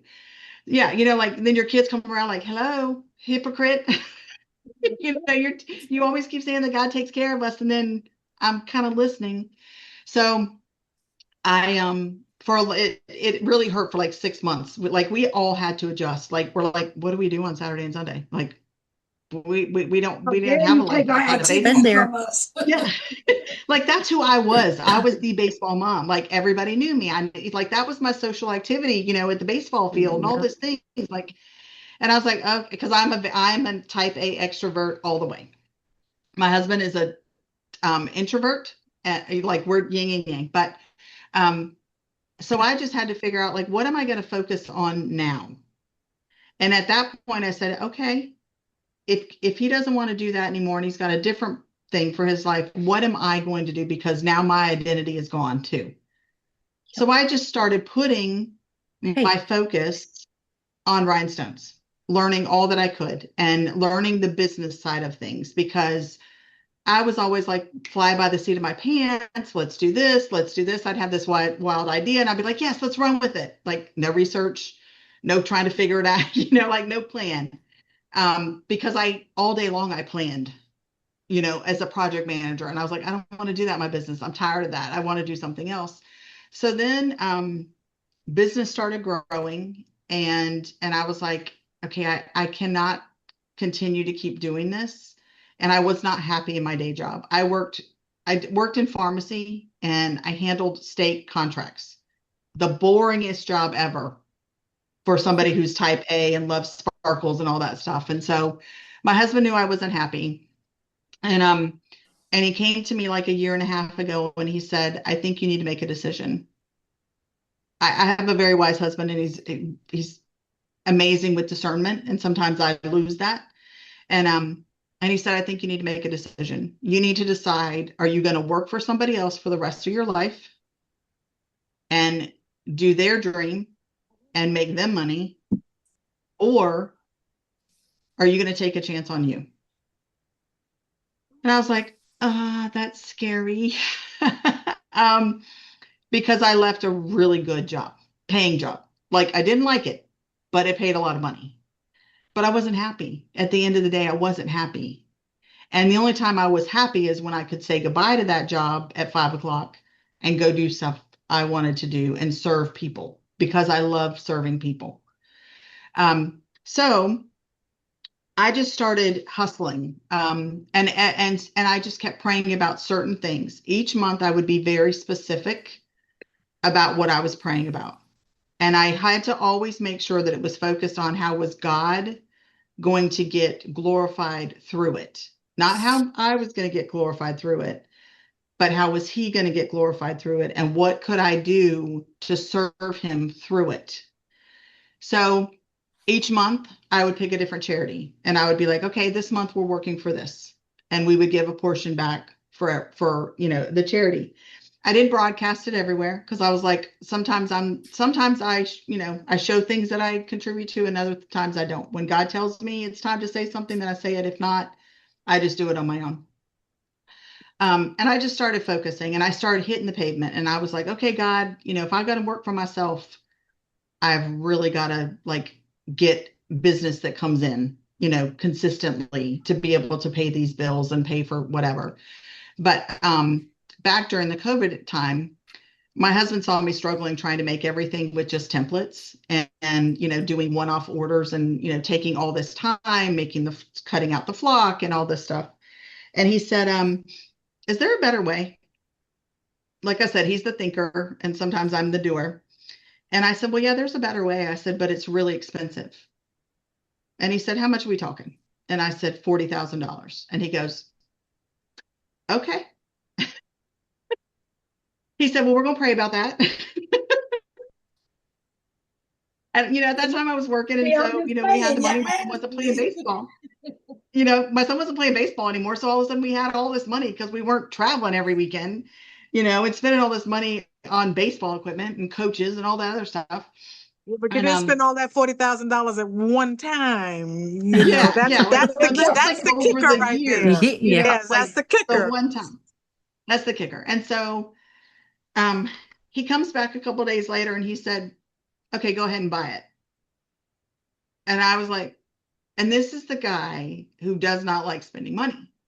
And normally he has to take months to make a decision because he's worried about financial, aspects of our family and whatever. And I was like, what happened to my husband? Where did he go to say that I could just go ahead and spend $40,000? And he goes, I believe in you. And you need to believe in you. I was like, okay. So I found Coldesi. I was like, okay, we're ready to order. We took out a home equity line of credit on our house, which was extremely scary because now I'm like, if I don't do well, we could lose our house. Like, how am I going to pay for this? And so I put together a plan and I was like, I need this many orders per month. I need this many cheer squads that I need to work with. I need this many school spirit wear orders that I have to do. I have to contact this many athletic directors. Like, I had a plan for the first time in my business of like, this is what I'm doing and this is how I'm going to be successful. So we took out a home equity line of credit. We built him a garage out back, a 24 by 30 garage out back. And I took over the 2-car garage and the studio in my house. And I was like, okay, we are going all in. There's no looking back. It's gonna happen. And I never doubted myself from that point on, because I felt like if God, all these years, God had provided everything else. Was he not going to provide that? So that way I could support other people, whether it be through my employees or through my charity work or through what our church, whatever it was. So we got the machine. I paid it off within a year. Wow. And that is just, I sat down and I had a plan. Fast forward, That was in 2023 that we bought that machine. I had a machine earlier that I bought, a used machine from somebody else, and it just didn't end up working right. And so I had to trash that. And I was kind of devastated because it was still $5,000. And I was like, I'm just not used to blowing $5,000 on something that doesn't work. So that was in 2023. Last year, in 2024, my mother-in-law passed away, and she left us some inheritance. Not a lot, not a lot, but she left us some inheritance. And we had been saving some money, and the business was doing really well. And we met with our financial advisor, and she looked over everything, and she came back a week later and she said, "Why haven't you quit yet?" I said, "Because I'm scared." She said, "What are you scared about?" I was like, not making enough money, to support the family. Yeah, yeah. And she said, "Don't do that." She said, "You have a little bit of a nest egg. You just need to take the bet on yourself and go do it." And she said, "It's never going to be the right time, ever, No, it's not. for you to do it." She said, "It's never the right time for you to have kids. It's never the right time to quit a job. It's never the right time." Nope. She said, "You are to the point," how old you are, I'm 52. She said, "If you don't do it now, when?" Right. And I was like, okay. So after she left, my husband said, "So when are you giving your notice?" I said, "I don't know, a couple months from now." And he said, "No, it needs to be tomorrow." I was like, okay. And I said, "Let me just pray about it for a few more days and figure it out." We were in between like big projects going on at work. So I prayed about it that night. I didn't sleep at all. And the next morning I get to work and I'm like, okay, let's get through this. And it was a Monday because we met with her on a Sunday. It was a Monday. And all of a sudden the what hit the fan. Everything was going wrong. All the projects were all screwed up. All these mandates started coming in and all this stuff. And I just looked at my desk, where I had like my work computer for Anthem and then my work computer for my business. And I just kept looking back and forth at each one. And I said, "What choice are you going to make today?" Typed up my 2 weeks notice. I was like, okay, I'm giving him my 2 weeks. So I called my manager. I was like, "I really need to talk to you." And she's like, "Is everything okay?" I said, "Yeah, everything's fine." I was like, "But I just really need to talk to you." She said, "Okay." She said, "I'll call you in an hour." And I said, "Okay." So I called her, and the first thing out of her mouth was, "You're not quitting, are you?" I said, "Yes, actually, I'm giving you my 2 weeks notice." She said, "I knew it. I knew it." She said, "I have been seeing your success all over Instagram and Facebook, and I just knew it was coming one day." She's like, "But I just can't believe it." She goes, "Can you please stay for 60 days?" And I said, "Nope." I said, "I'll give you 30. She goes, "Okay, I'll take 30. But you got to train the new person." I was like, "If you can find the new person within, not that I'm that great, but I know how corporations work and it takes them forever to bring on a new employee." I was like, "I'll stay 30 days. Well, they never found the new employee before I left. But I made sure that I had every single thing documented that I did from start to finish. Of course, me being the admin, right? So I gave her this huge binder and said, "This was my job." And she's like, "Oh my gosh." I said, "I'm just helping you. If I ever need a job to come back to, you'll hire me back." And she goes, "You're not coming back, and I'm not hiring you again." I was like, "Was I that bad?" She said, "No." She said, "I believe in you." And I was like, whew, okay, God, like you're telling my husband, you're telling my boss, like all these things. I'm like, okay, it is what it is. So fast forward, I quit as of June 30th last year. My business has grown by 175% in 8 months. Yeah, like that is all God. I have 3 employees. I can't keep up with production. We're getting 1 machine in the next month, and then we're probably going to have to buy 1 or 2 more.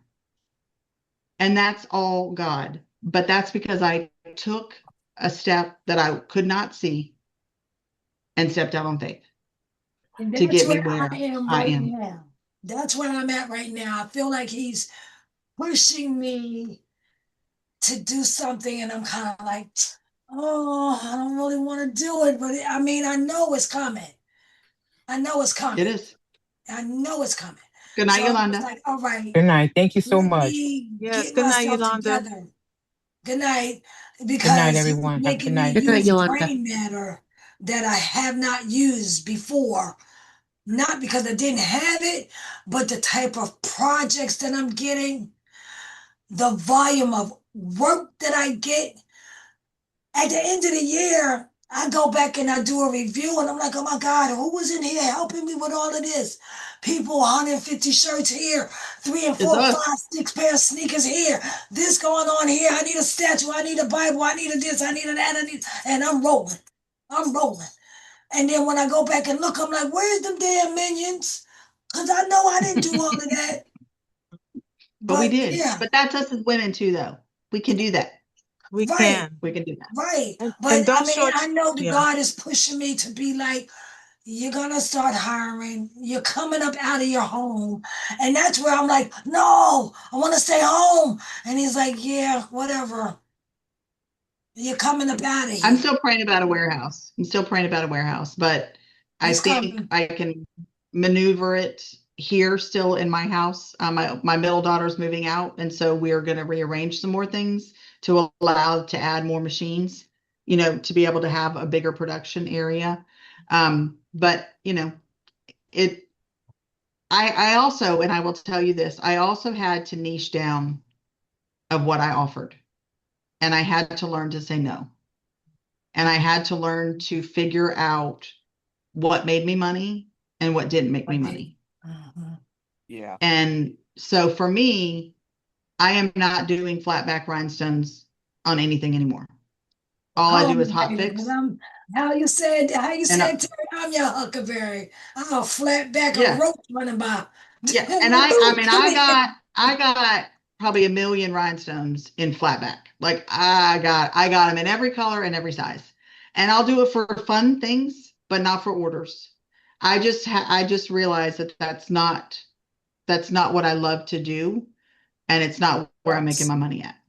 The hours that I was spending on all of that, when I can make a shirt in 15, 20 minutes, I'm making a whole lot more money than I was doing the flatback rhinestones.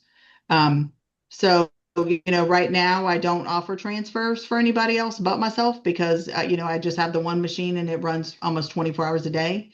And I don't know, what will happen once I get 2 to 3 machines up and running all the time, what I'll be able to offer. But God has blessed me, and it's only because I put my faith and trust in him, and I keep the plan of what am I going to do in order to help others. And like Tanya said, when we help somebody else, he's going to bless us through all of it. I got a shirt for you that I want you to make for yourself. Okay. And it's Faith, Faith. PH. Okay, blinged out, and then right up underneath it, you're going to put what it means. And faith means forsaking all, I trust him. Yeah. Just like fear. Fear is false evidence appearing real. Because we're only scared of things we don't know about. That's right. Once we know about it, we ain't scared of it. Nope. But I would like to see you make that shirt for yourself. Tell me what it means again, false. Fear is FEAR, false evidence appearing real. And faith is forsaking all, I trust him. I already have the faith in the scatter, so I'll just add that. Okay, yep. I'd like to see that. I'd like to see you with that shirt. I'll do Because it. for me, when I was doing my cancer treatment, my theme was faith over fear because I have a phobia of needles. I mean, Oh gosh. like, yeah. And that's everything in the cancer world, right? Girl, like, yeah. Even with me having my little tube, yeah, no, don't run up on sister. Don't do it. But for me, every day I wore faith over fear. And that did so much for me because I knew every day was a fight. And I got up ready. whatever it was. And one of the most frightening moments I had was one moment I woke up and I was bleeding out. And I was losing a lot of blood to the point that I couldn't even stand up. And of course, I had to be admitted to the hospital. And it took everything in me just to hold on.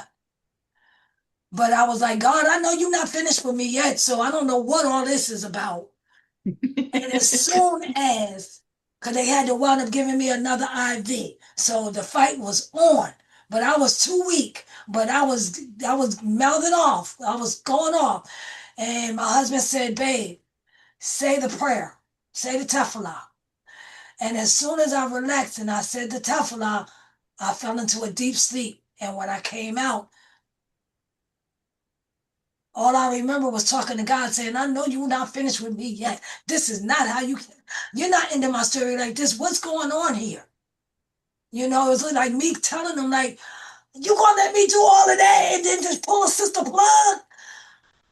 That's not what you about. I'm not finished doing your work. You know, but that's when he let me know, like, I'm glad you recognize that. So let's go, let's fix this, because you got work to do. Yep. And you got To work say, to do. you know, thank you so you don't much, know who- Stephanie. Oh, okay. Sorry. You never know who you're going to inspire. That's right. That's right. And, you know, and it's like you said, we're all out here in these different groups. And, you know, I'm sure you probably get it too, Stephanie, where you'll see somebody will come up to you and say, oh, I've been stalking you for months, right? I've been following what you're doing and looking at what you have and just trying to figure out who you are as an individual, right? Because I think that, you know, when people learn to trust you, right, that's when it clicks. When they realize that you're a real person, you're just like them, you know, and they can relate to that, then you know you got them. And like I said, I so appreciate, like I said, because I guess I'd be doing it too. I don't call myself a stalker, right?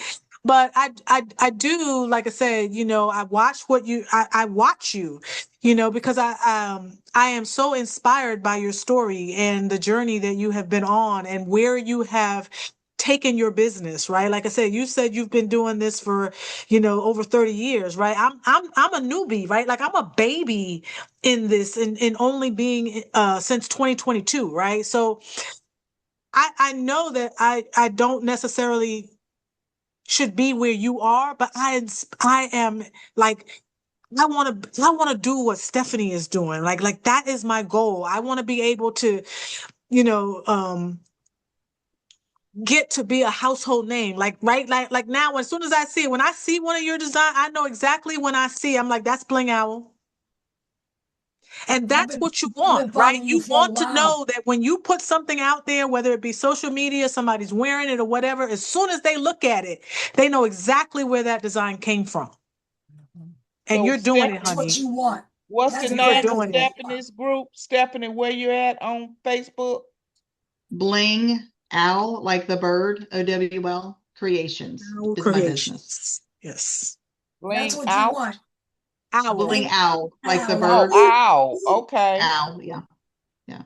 Like I Okay. said, Yeah. Stephanie did exactly what I asked her to do. She went right out there. She's put her information out there in the business member community. So if you guys are looking, you know, for high quality transfers and things of that nature, if that's something that she can do for you, like I said, you have a resource. You have somewhere where you can go.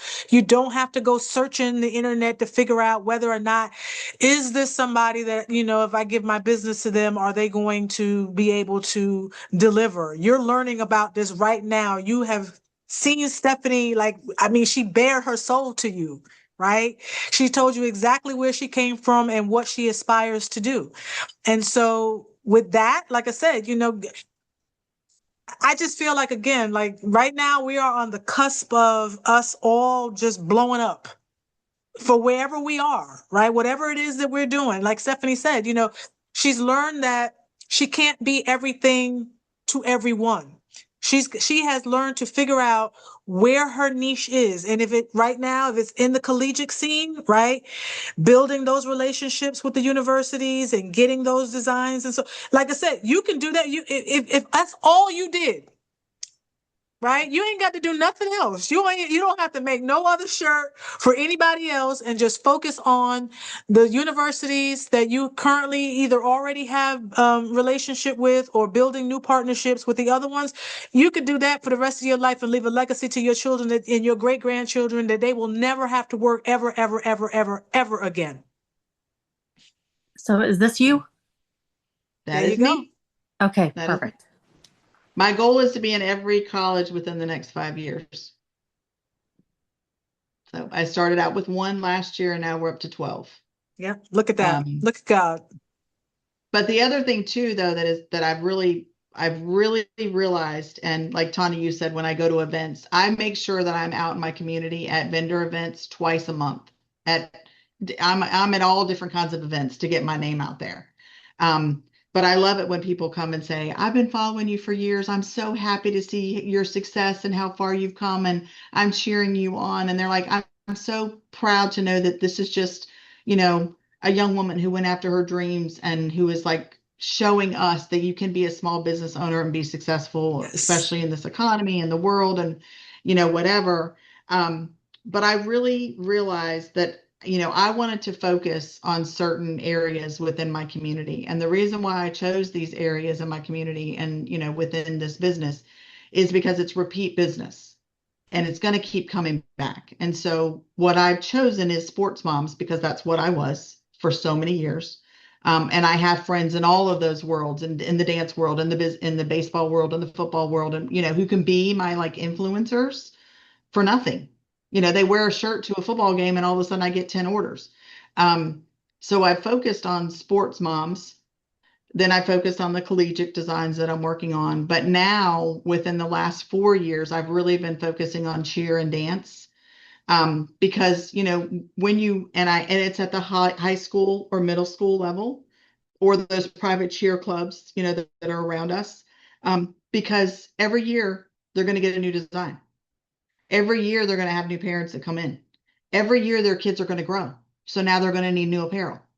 And so that's where I have really, truly focused on for my business. And whether you're doing embroidery, or whether you're doing screen printing, or whether you're doing, blinging shoes, whatever, that is a huge commodity that is there for us. And if you can get into those specific industries within your area, like I live in Hampton Roads, Virginia. I live in Chesapeake, Virginia. We have 7 high schools, and then we have like 4 middle schools and, like 20 something elementary schools. Well, that's just in Hampton Roads, but within the state of Virginia, like, there's hundreds and thousands. If I only focused on the state of Virginia schools, I would never be able to breathe with just those schools on those things. And so when I quit my job in June, I said, now that I have all this time in the world, I don't have any time, but now that I have all this time in the world, I am going to make sure I am meeting these people face to face. I'm bringing samples. And so I just started going to all the schools saying, I want to talk to the principal. I want to talk to the athletic director. So now we have contracts with a ton of our local high schools that I am the bling provider for that school. And all I did was just start showing them what I had to offer. And I don't know what everybody else offers, but at least in the bling world, there's not a lot of competition. Mm-mm. And so I'm not competing with the screen printer that's done the school spirit wear for 40 years. I'm not competing with them. Yep. But what I have done is say, hey, when people come to you and ask for rhinestones, I'm your girl. When people come to me and ask for screen print, I'll send them to you. And so there is that opportunity for all of us. I cannot keep up with just all of the, schools that I currently have. We just got contracts. We have 12 local high schools now within Virginia and within, our local area that now want us to create all their parents' store and all their apparel for the fall season. That's fantastic. We have one cheer squad who has 175 cheerleaders. It's a private gym, and now they just signed on with us to provide all their apparel. So you never know what's going to happen if you just put yourself out there and you just start making stuff. And so I know Yolanda's not on here, but if you're not posting on social media, we're losing out. Because that's how the word is getting out. And that is true. That is very much true, because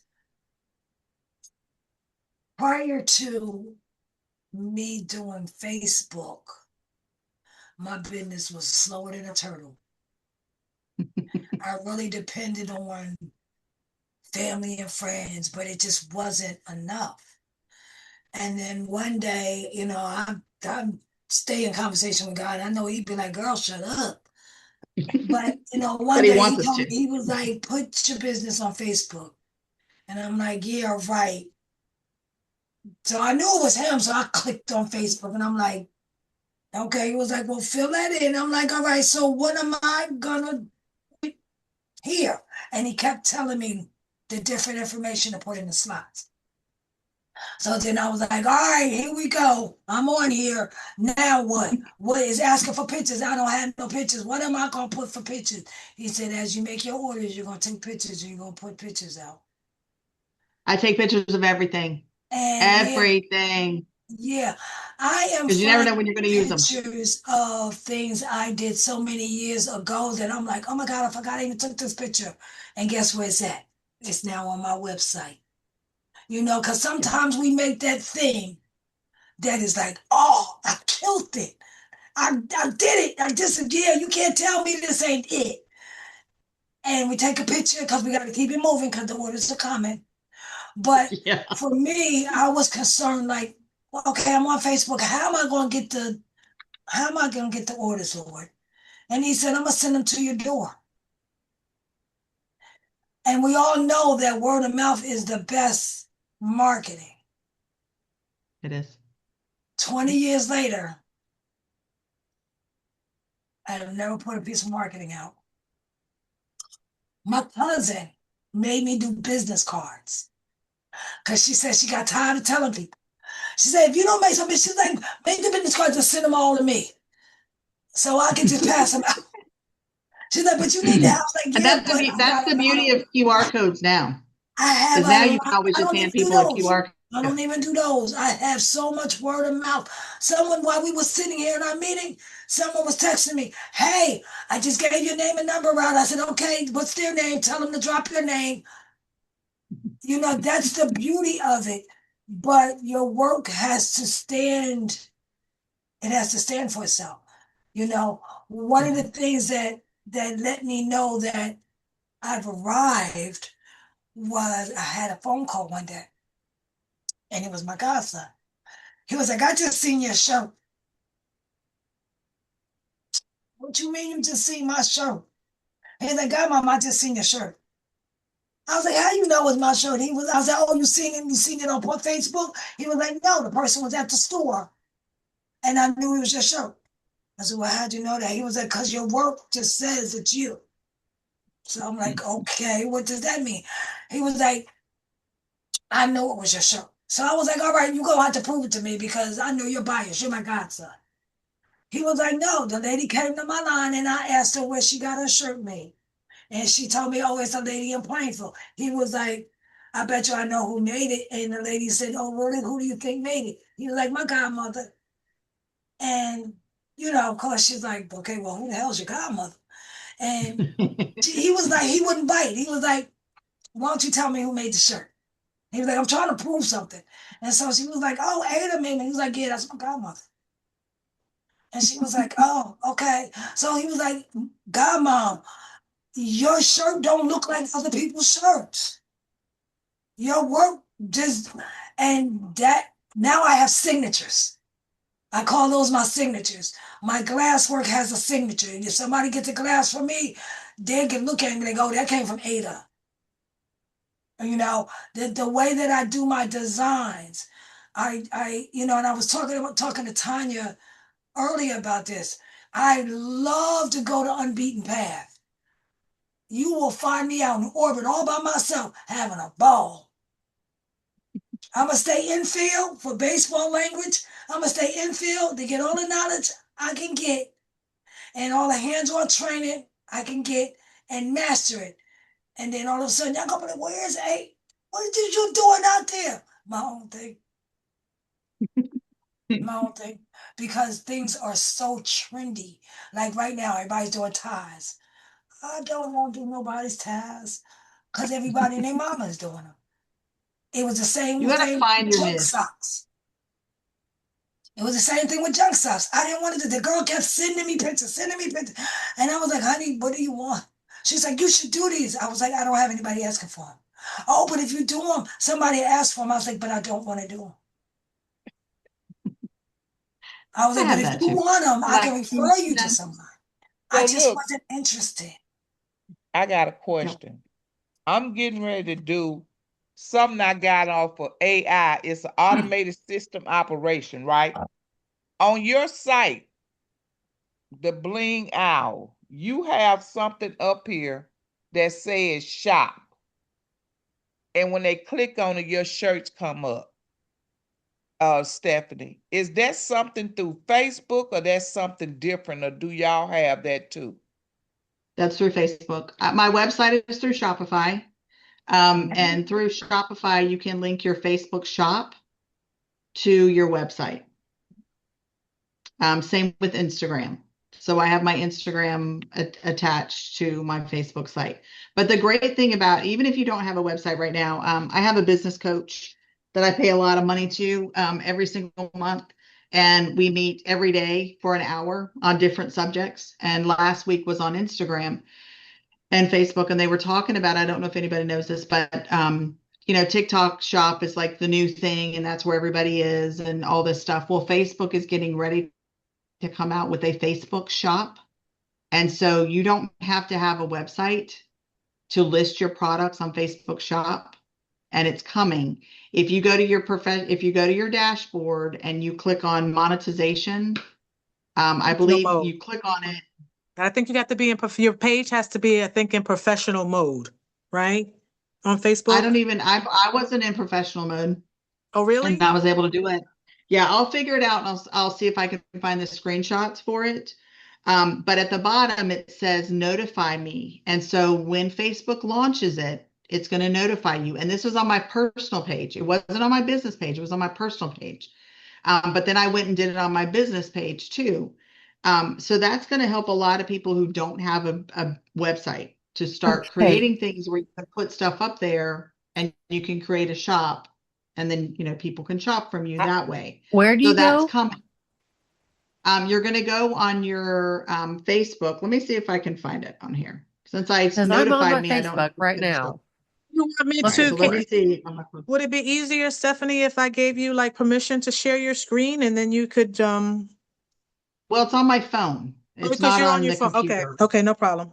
Yeah. So let me see if I can figure out where it might be. Dashboard maybe. My only thing with that is, what if the person is not on? Like, there's no, to me, and I could be wrong, so please feel free to say, yeah, no, that's not it. To me, there is no excuse or no way out of not having a website. Because if you're trying to reach me and I'm not on Facebook,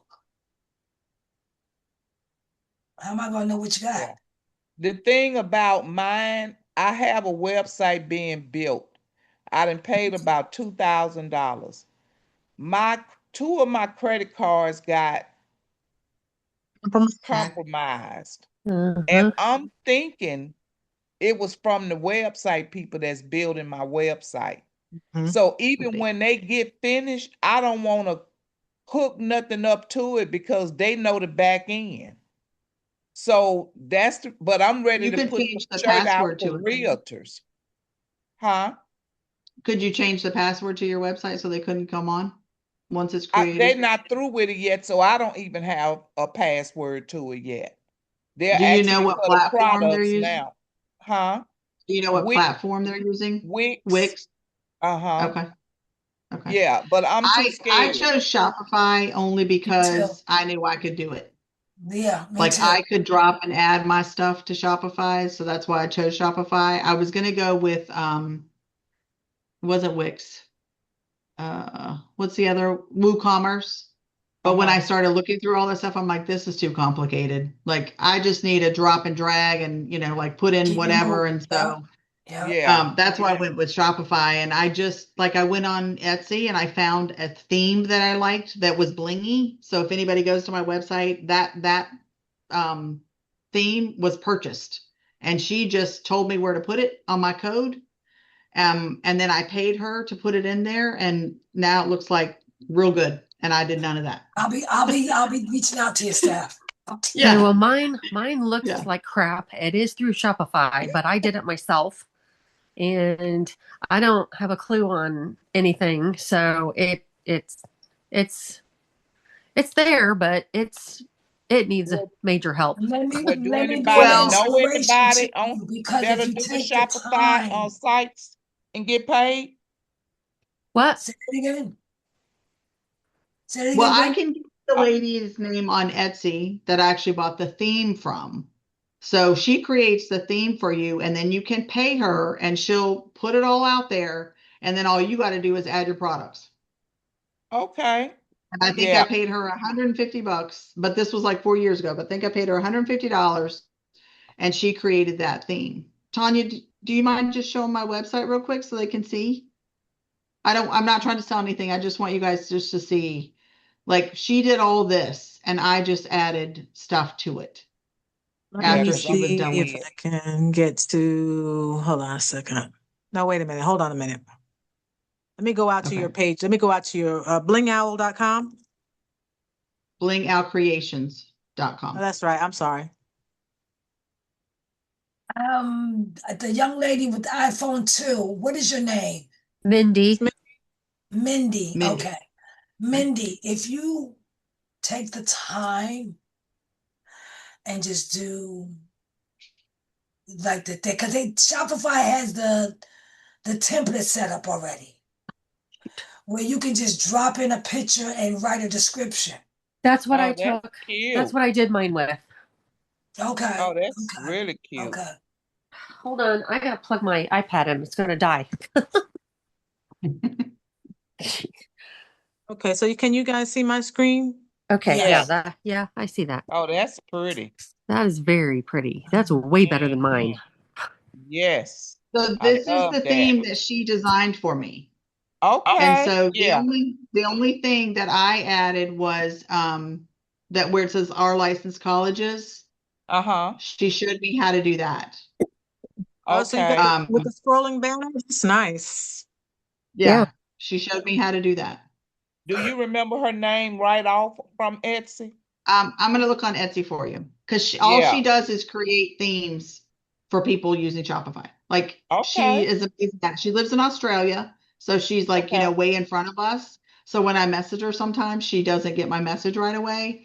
But like she has been a godsend to me with this theme on my website. That's nice. Yeah, that is way better than mine. You got some beautiful designs out there, Stefan. Thank you. So let me see if I can find her. And and a lot of it has been on YouTube. I've been having to figure out, how I do stuff on YouTube. Yeah, because I like to read stuff. That's why I got this book here. I was finna set up just a system where I'll be able to put something out there, the pictures and stuff, and then let it go to who do you use to get your money? Squire or any of those people? Well, Shopify has their own payment system, so I run everything through Shopify. Now, when I'm out at events, I use Square because then I don't have to run inventory. Like I can just swipe their card and I'm good. Yeah, because I saw Stripe as well. Anybody using Stripe? I use Stripe for I think Stripe is the no, let me see. I use Square on my my website, and then my PayHip site. I thought use Stripe, but I think it might be their payment processor might be PayPal. Oh, no, because I think I get emails from Stripe or something. Well, I know Square, they're gonna send you that form at the end of the year showing how much money you made into the IRS. Yeah, have you got that? Yeah, all of them do. Yeah, I did. Okay. I do want to Okay. say, I do want to make and if Stephanie would be willing to share this with us or whatever, but here I'm looking at her website and I'm hoping that, those of you who are thinking about either doing this or already doing this, see exactly what I see. Okay. And what I see is Miss Stephanie selling her shirts for $50. Okay. And We that's need my to be starting price, ladies. I- Starting price. exactly. We need to be moving beyond this $35-$40 range for our rhinestone shirts. Okay. Yeah. And the reason I say this, and I'm certain that Stephanie will agree with me, is that rhinestones are what? What I keep saying, everybody? Rhinestones are a commodity. Commodity, right? They cost They're money. luxury. Yeah. They are a Yeah. luxury item. And we need to Yeah, start I say treating it's a them as luxury. such. That's what I tell everybody. Exactly. We need to start treating them as such and start teaching our customers to value them the same way that we value them and to start pricing our products accordingly. We are Undercutting yourself. exactly. Exactly. And Stephanie is showing us that the market will bear paying $50 for a quality rhinestone shirt. You don't have to be afraid to tell your customer that that price is $50. They will Right. pay it. If they want it, they will pay it. That's right. And that's no customization. If they want customization, it's an easy $10 to $15 more. Exactly. So that's ones you already know you have that you sell, but if they want to Yeah. customize one, yeah. Well, and if they want to customize on the website, Tanya, at the top, you can see there's a custom design request form. That's where people can send me their logos, the design request form. Where is it? Oh, right Um, here. Okay. Yeah. right here. That's where people fill out the information. And right up there, I say, I charge a design fee. Like, As you I'm not working for free. I charge a design fee. I don't, and I put this in the school stuff. I don't create my own templates. I farm that out. I sub it out. I have one guy who does all my templates for me. And then I'll buy things off Etsy. I'll buy things off, you guys when I like a design. But I've learned to work smarter, not harder. And so I don't have time to spend 4 hours on a design when I can be doing 100 t-shirts in 4 hours.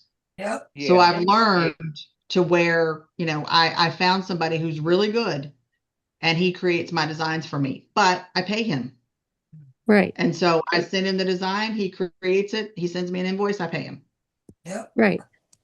One of the things I've been And saying, like I that's said, not don't be included in the afraid. shirt price. That's not included in the shirt price. That is on top of the shirt price. Right. Right. And I keep telling folks, don't be afraid to outsource work, right? If it saves you time, time is money. The things that when you're sitting there and you're designing, like Stephanie just said, it takes time. It's not a click. Designing is not the click of a button, right? The software gets you maybe 75, 80% of the way there. And then you got to do all the manual editing to get that design to where you want it to be. If you can get that design to somebody else and they can do it, that allows you to be able to go and do something else, then that's where you need to focus the money, because that money is something you're gonna offset that to your customer anyway, right? Yeah. It doesn't cost you anything to be able to outsource that work to somebody. Right. So It's just finding somebody that exactly, does a good job. That's the thing. that's the key. That is the and key. yeah, so and if that person is still available, I mean, you hate to say, well, okay, who do your templates? But then you Well, want my to guy know. is not available because I keep him busy. I send him like 50 to 60 That's what designs I a was week. thinking too. Yeah, Yeah. ask him he got any friends that do the same thing, Stephanie, because I don't want to take yours. Ask him he got some I mean, friends. I know that Ray does designs, right, Tanya? I know that Tanya makes designs and so does Ada. There's also a guy named Impreza, that's on a lot of Facebook groups that he's done a lot of designs for me. Tanya, He's you a Mexican. don't. Okay, I'm sorry, Stephanie. What? I'm sorry, Stephanie. Go ahead. Finish saying. I know you say Ray. Yeah, Ray makes designs. Yeah, I'm gonna put this out there, and I'm not saying this to bash anyone, right? Because I have two purchase designs from Oppressa Motormine, or however you pronounce the second part of the name. The thing that I don't particularly care for is that he posts a lot of custom work. Like if you go to him with the custom design, then all of a sudden your custom design is one that's being promoted on Facebook for him to gain more business. Like he'll say, you know, this was a custom design. It's not for sale though. Well, the person who came to you to ask you to make this design probably doesn't want, that's why they came to you, to do custom work. They don't want their stuff Right. out there being shown to everybody to be able to copy. Because now that you put it out there, right, anybody that can do this type of work can just look at the design and be able to replicate it. So and my guy doesn't like, do that. exactly. My So guy, that's I have why an exclusive contract with him that he does not do that. there you Especially go. for my And so, colleges, because right. you know, if you don't have a license for a college, you ain't touching that. You shouldn't be touching it. But yeah. Yeah, Like so that's why I Yeah, say, you know, I only go, I don't do customs with him. I just will right. buy some of his templates. Right, like I say, his templates that he has wonderful now. They ain't always so wonderful. He's gotten better. Yeah, He has gotten better. I've had to fix a few. You do have to fix a few. That's what I was getting ready to say. You know, matter of fact, that's how I met several of my friends through my group, because he was telling people to go contact me to fix his templates. And I'm like, why would you tell somebody to go contact me to fix your template? It's your template. I know. Right. No, like I paid you, you're going to fix it. Talk to everyone tomorrow. All right. And this is my last question. But yes, Tanya, ma'am. you don't just, look, you know, I've had some dealings with you with a template, but you don't just normally sell templates, do you? Yes, ma'am, I do. I didn't know that. I do. Let's see, again, wait, I might not be saying it right. You mean You custom? sell You mean the stencil. The transfers. I make transfers too. I'm like everybody else. I'm a jack of all trades. I just don't put everything out there because, like, I get, you know, I don't know. I really, some days I don't know, you know. She doesn't want to step on Me to anybody's do toes. something, if you ask me, then chances are I'm not going to say no, you know, Right. but she doesn't want to step on toes. Yeah.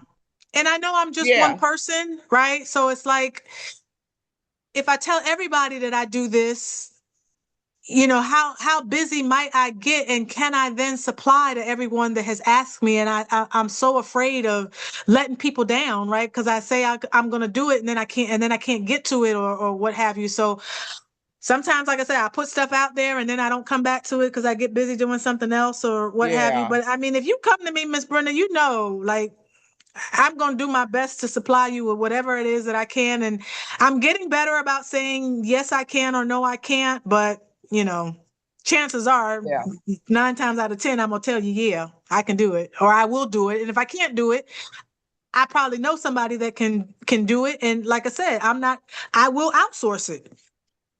Yeah. I guess I just know that I'm like some of y'all that said you just hate to ask people, you know, to help you do something or to do. I'd rather see a price out there and then just pay them, and I know I paid for everything, you know? Yeah.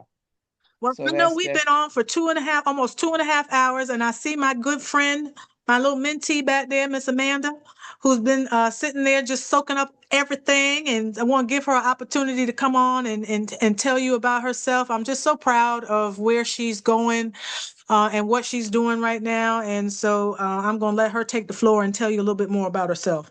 It's not a lot to know. Yes, I'm there just is. me. I'm Amanda. I've been rhinestoning since I think well, how do I say this? I started watching videos in November.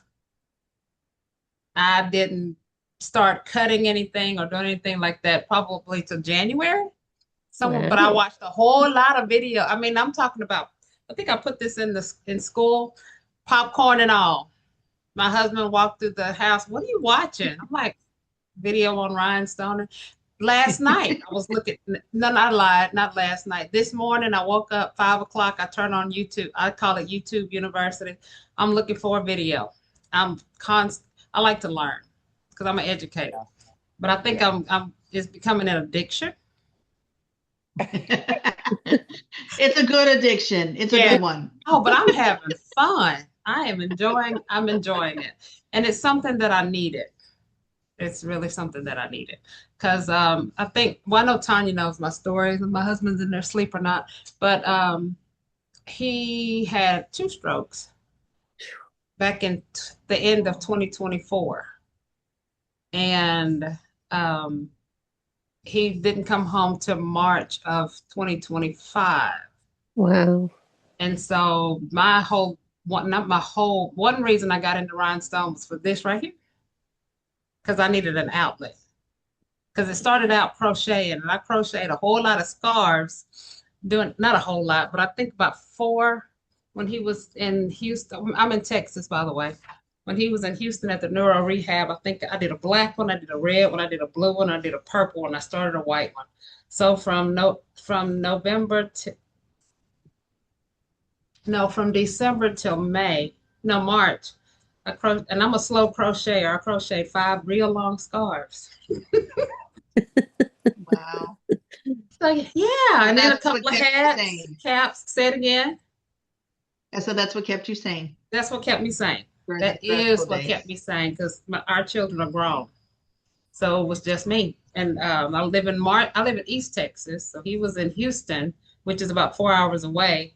I'm going back and forth, but he had 2 siblings. He has 3 siblings that live in Houston. So that helped out a lot. And then I discovered Rhinestones looking at videos, YouTube you. And I haven't turned back since. I have a Cricut.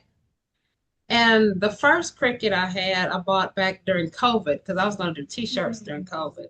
You can count on 2 hands the number of t-shirts I did. I took that Cricut, stuck it on the shelf, and it collected dust until January, when I decided to start cutting rhinestones, flock.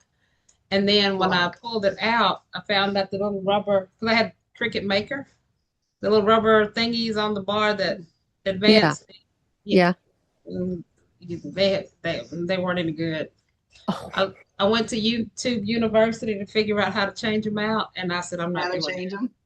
I just went and bought another Cricut. I've got the Cricut Maker 4. I have 2 heat presses and a hat press over here that you can see back here in the background that I haven't figured out how to use yet. So that's my But listening to y'all, guess who's about to buy a cap and figure it out? You. So yeah. But Tanya, I love me some Tanya. I know. I wake her up about 2-3 days a week. I'm like, what you doing, Tanya? Tomorrow. I'm on my way to work. Don't wake me up tomorrow. I think about it. I'm like, I need to talk to somebody on the way to work. Putting you on notice right now. It's going to be a long night because I haven't gotten anything done today. I've been messing around with glass pearls and fussing at what I think is a shortage in the bag that the supplier sent me, because I guess I want more. But but the reason, I started a business, Extra by Design, to supplement income, because I'm one income, went from two to one. And at some point I want to retire, because I am eligible, but my bank account says, no, you're not eligible. So I want to grow this and see where the Lord takes me with it. I don't know what else to tell you besides I'm sitting here working on a design now. And then so bad. Huh? Y'all, look, I worked for the Corps of Engineers, and I took an early retirement probably 12 years ago. Really? And I'm retirement age and ain't even applied for my retirement nor my Social Security because I'm too busy.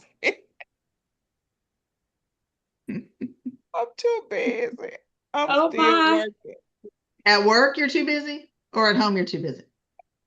And you said, no, I work for myself. So I'm a broker, right? So I own my own tax I'm not, well, I used to be a tax person for 26 years. I got too busy to do taxes when I started doing real estate. So I'm a real estate broker. I own my own company. I got about 12 agents right now that work for me. But then I decided I want to do craft. And I want to make signs, and I want to make the riders and the t-shirts. So I'm doing DTFs. I hadn't opened yet, but I put a Facebook post out there, and I'm busy with that, and I ain't even open yet. I was just testing the waters. Yeah, So now I'm selling a lot of DTFs. So that's good. it is. Good. It's Yeah. good. That's why we got to be careful what we pray for, right? Because, like I said, That's when why Right. we the did it. when the doors open, like I said, that floodgate, you got to be prepared, Yeah. But again, Yeah. I say again, like I said, see, now we know we got Miss Stephanie over there, right? Making her, like I said, she might be able to make you a transfer. She may, if it fits within her niche, no. I'm just playing. Yeah. But I'm kind of gonna you do got Miss real Brenda estate over here, shirts. Yeah. doing DTFs and so forth and so on or whatever. So if you get in a crunch and you just can't get something done or whatever, again, you know who to go to. Let's spread the wealth. And I got that you big cohesive sign, that big cohesive machine as well for DTFs, and then I got two from China and about 6 heat pressed. Wait, who's doing DTFs? Wow. I'm Miss doing Brenda, DTF. Brenda. Okay. Yes. Okay. And what's And your, Brenda, where are you? yeah, what's your Huh? site? It's Where are you in the from, Brenda? zone. It's in the zone graphics, gifts, and graphic signs and gifts in the zone. But I just set, I don't have the website up yet, but I just set up a Facebook page with that. So I tried to go live on it, but they told me I had to be 60 days before I could go live. Oh, Yeah, so yeah. I but did not Brenda know that. Jones Love is actually one of my personal pages on Facebook. Then I got Instagram, and I think that's Brenda Love underscore realtor, something like that. But yeah, I'm trying to set it up where I be able to put some stuff out there because everybody like, well, how I buy it? How I buy it? And I'm like, shoot, I don't know. I'm gonna send you what you want. So I'm trying to figure out something to go ahead and get some of this stuff out there, these DTFs until I start doing the realtor packages. Well, turn I can down. sell them the name Oh, tags, shirts, and different things like that. You know what, What Brenda? Even state are if you you in? get, is I'm in this you? Mississippi. yep, that's her. Yes, yes, that's Mississippi. me. Okay. Okay. Okay, perfect. Thank you. Yeah, Even Brenda, even if you get one of your associates to, drop all of your designs in a Google Drive, right? Like in your Google Drive and create a uh-huh. gallery where people can go and create an order form for them to create a, number, just put a number, just like you did on your Facebook Live, right? Here's Yeah, the DTF, this is the number, and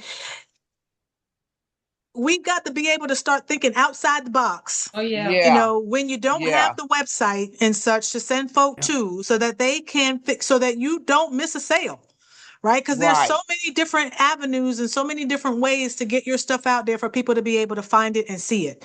I get it though, but when you're just one person, like there's not enough time in the day. Yeah, It feels like to do everything, but Yeah. maybe what you can do, like I said, I know you're up early in the morning, if you can spare another 30 minutes, right? Like, and take that 30 minutes and and say, for that 30 minutes, I'm not going to do anything but, if it's go out to Tanya's school and go to her business member directory and put my information out there, at least I know that I got that done. And if anybody is scrolling or looking for anything, at least the information is already posted.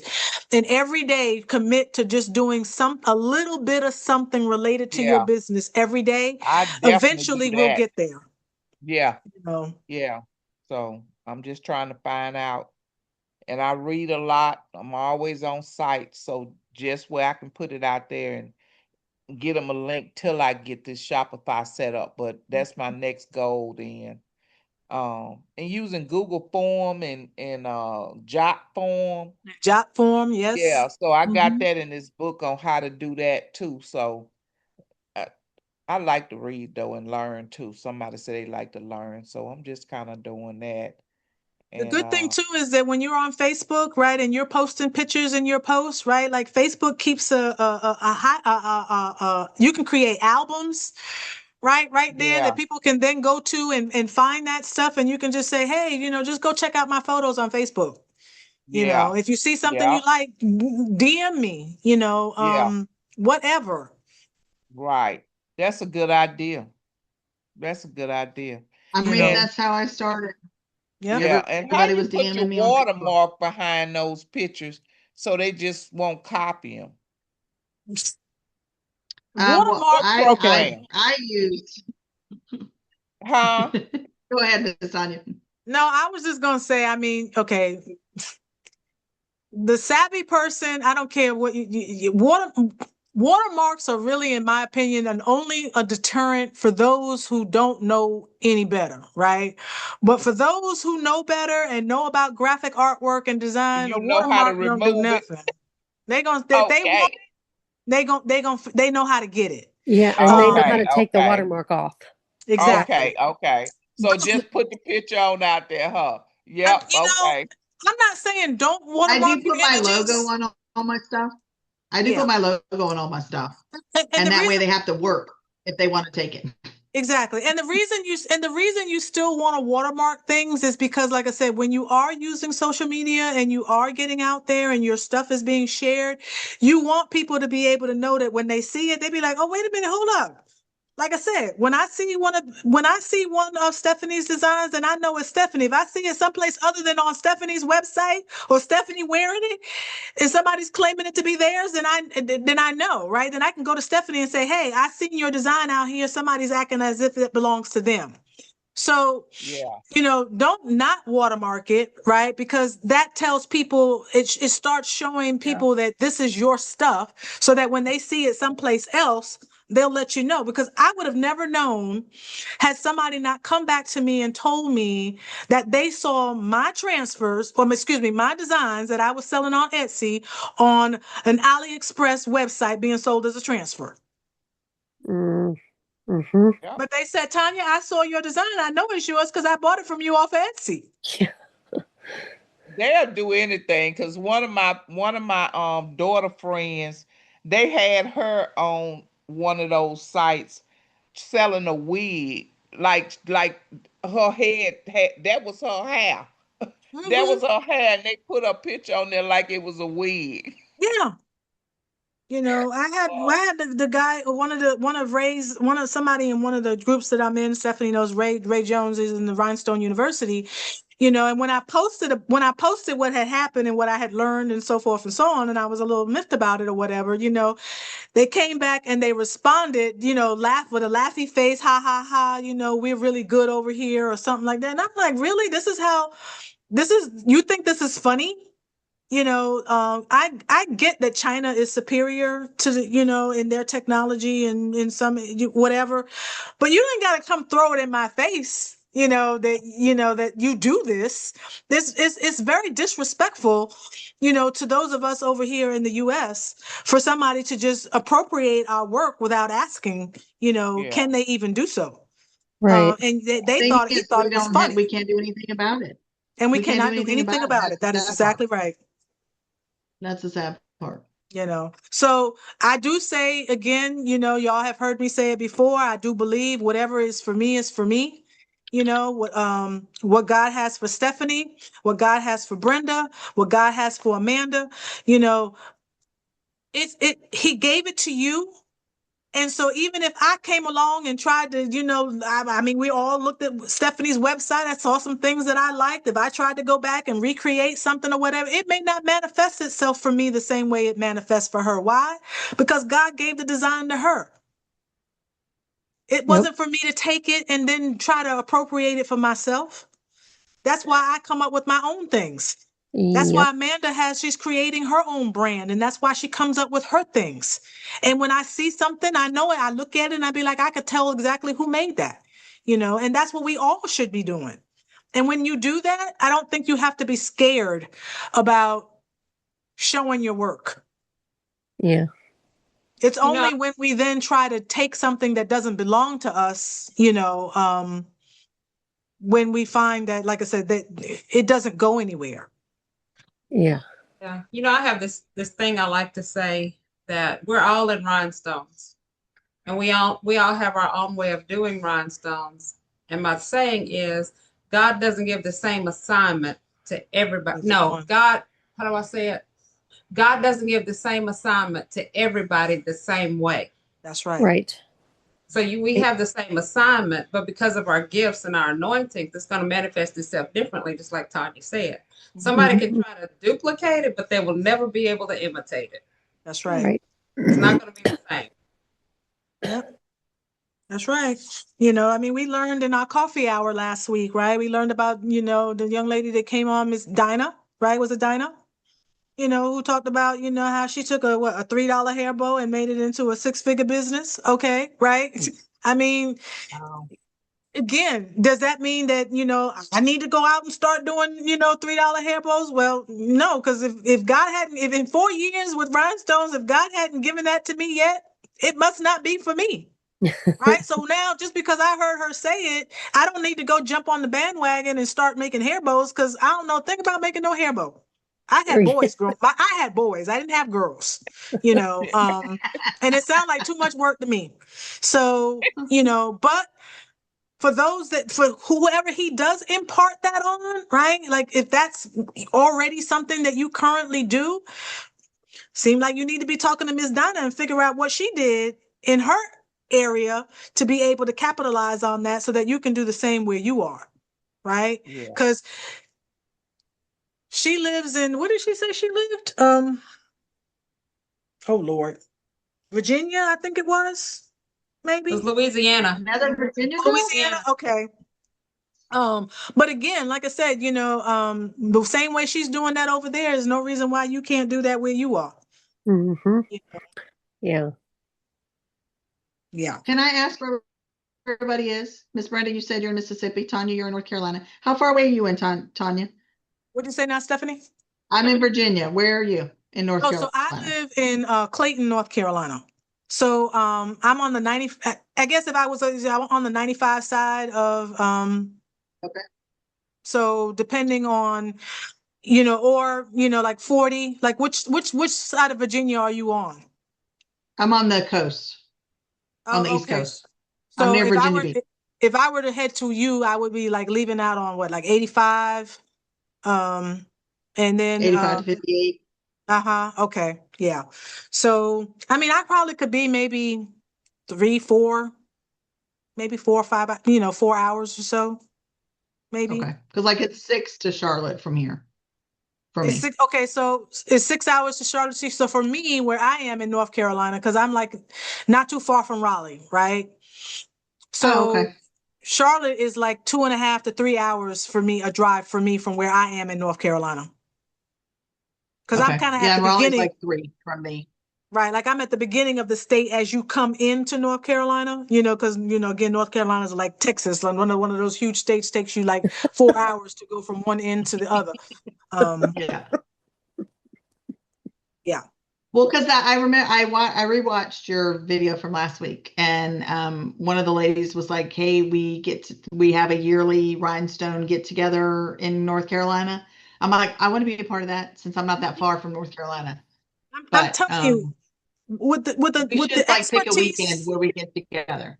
With the expertise and the knowledge of what we have just currently, in the little small community that, that I've been growing or whatever, like I said, we could come together and build a conference, right? That could surpass just about anything that anybody is doing right about now. And I would love to be able to, figure out how we could centralize that. Because we got people all over the place. Like we got like I said, Amanda's in Texas, and I'm in North Carolina, and you're in Virginia, and Louisiana, and Mississippi. We're all over the place. But if we could find, like I said, some kind of centralized location where we could all come and offer, like I said, classes and really make it more, something where people come, a crafters conference, and you come and you for 3 to 4 days or whatever, and you actually learn and can take away something and take that back with you. Oh my God. It could be over the top. It could be as big as Comic-Con. You know what I'm saying? Because there are people that they do this. Yeah, they do. And they make a lot of money off of doing it. Yes, So, they do. Yep. And I'm not saying we need to do that. I'm saying, but just the amount of information that we could share with one another being in the room, sometimes it's still better than on the Zoom call. Exactly. Again, like-minded people sharing their journey, sharing their stories, sharing information, because they know that the benefit comes from, like you say earlier, giving, being open. Like I say, closed mouths don't get fed. You can't, if your hand is closed tight like this, nothing can get in, nothing can get out. But when you're open, like I said, everything just flows and it just comes to you and such. And you don't have to be worried about what somebody else is doing. Like, I'm not worried about what Stephanie is doing. I'm not. Right. I'm going to continue to keep doing, I'm going to continue to keep making my designs. I'm going to continue to keep selling my rhinestones. I hear people all the time, oh, just guy from Alibaba. Oh, just get from AliExpress. And I know, again, yes, I know this. Stephanie knows this. She knows she don't have to come to me to buy rhinestones. She knows exactly where to go to get her rhinestones and so forth and so on. But does that stop me from selling rhinestones? No, because like I said, as our economy changes, right? Like things change, and what used to be what you could do almost winds up being like, I don't think I need to do that anymore because it's not as lucrative as what it used to be, right? Yeah. And everybody always needs somebody in a pinch. Right? I can't wait 3 weeks for my stones to come from China. Excuse me. I got to do this project for my customer right now. So continue to position myself as a resource, that, hey, if you need it, I'm here. Like I said, that's why I don't worry about whether or not somebody buys from me. When you want to go buy from China, fine. No problem. At some point, like I said, you may remember me like, oh, shoot. Yeah.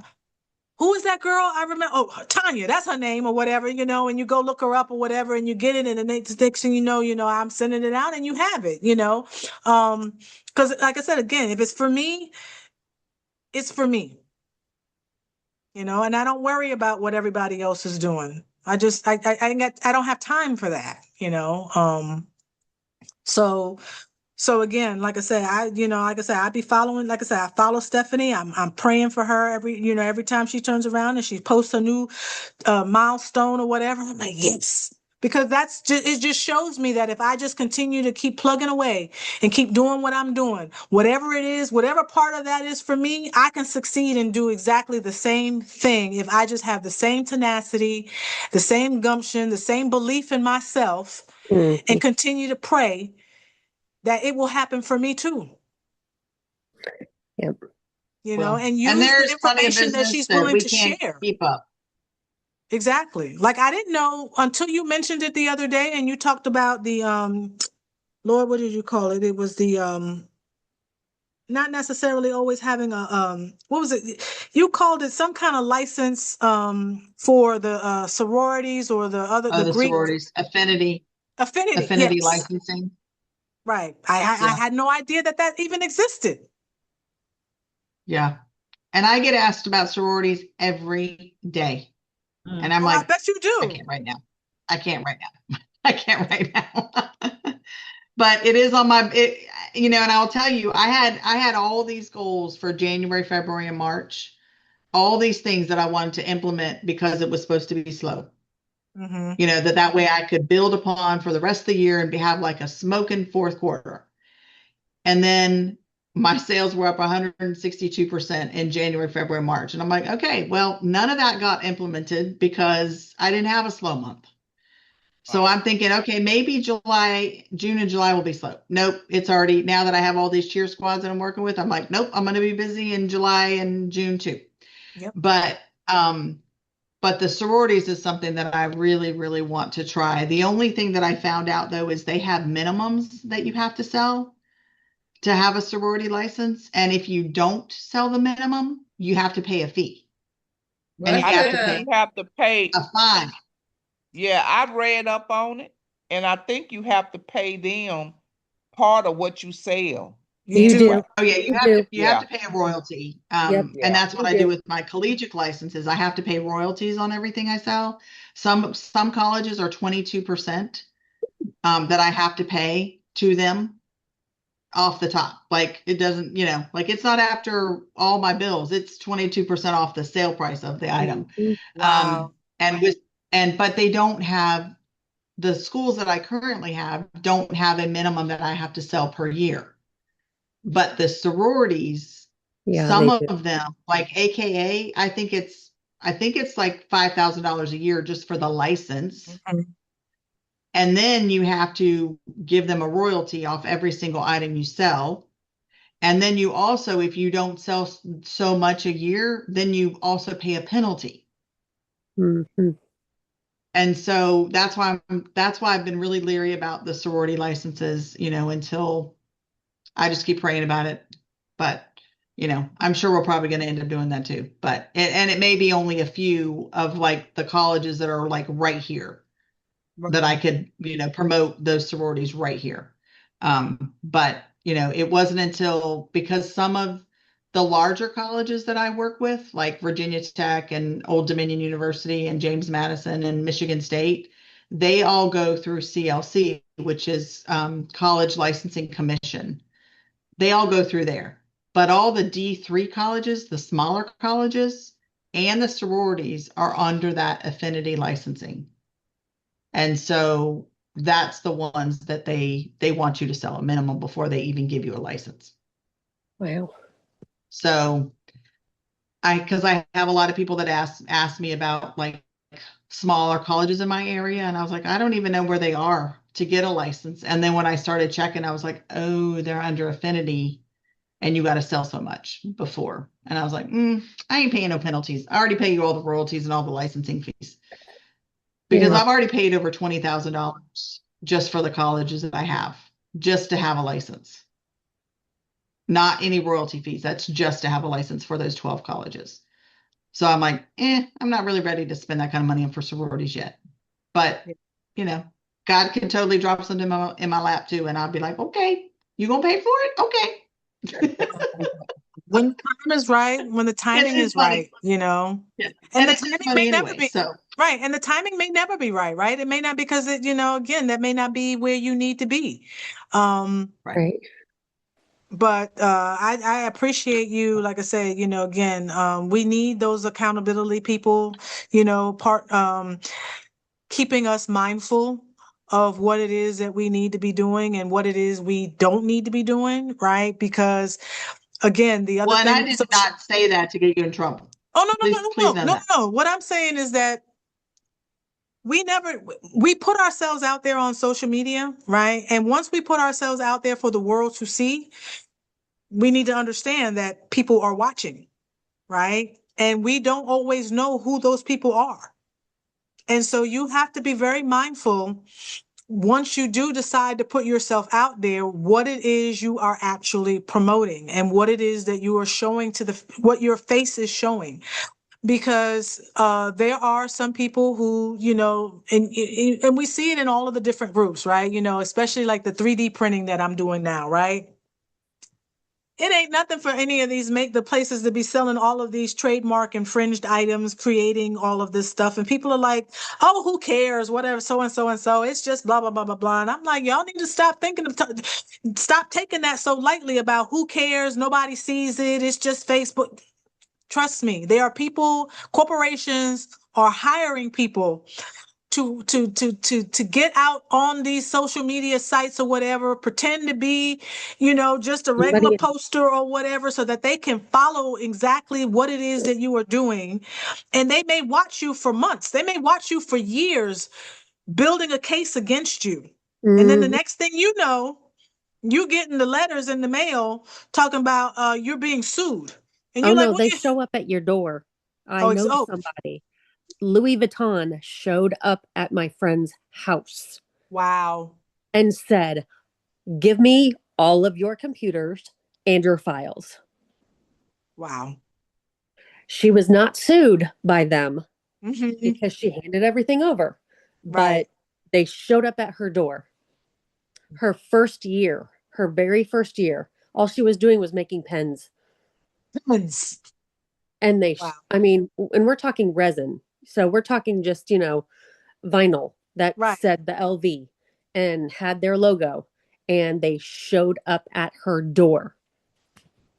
Yep. I keep telling folk, like I said, is that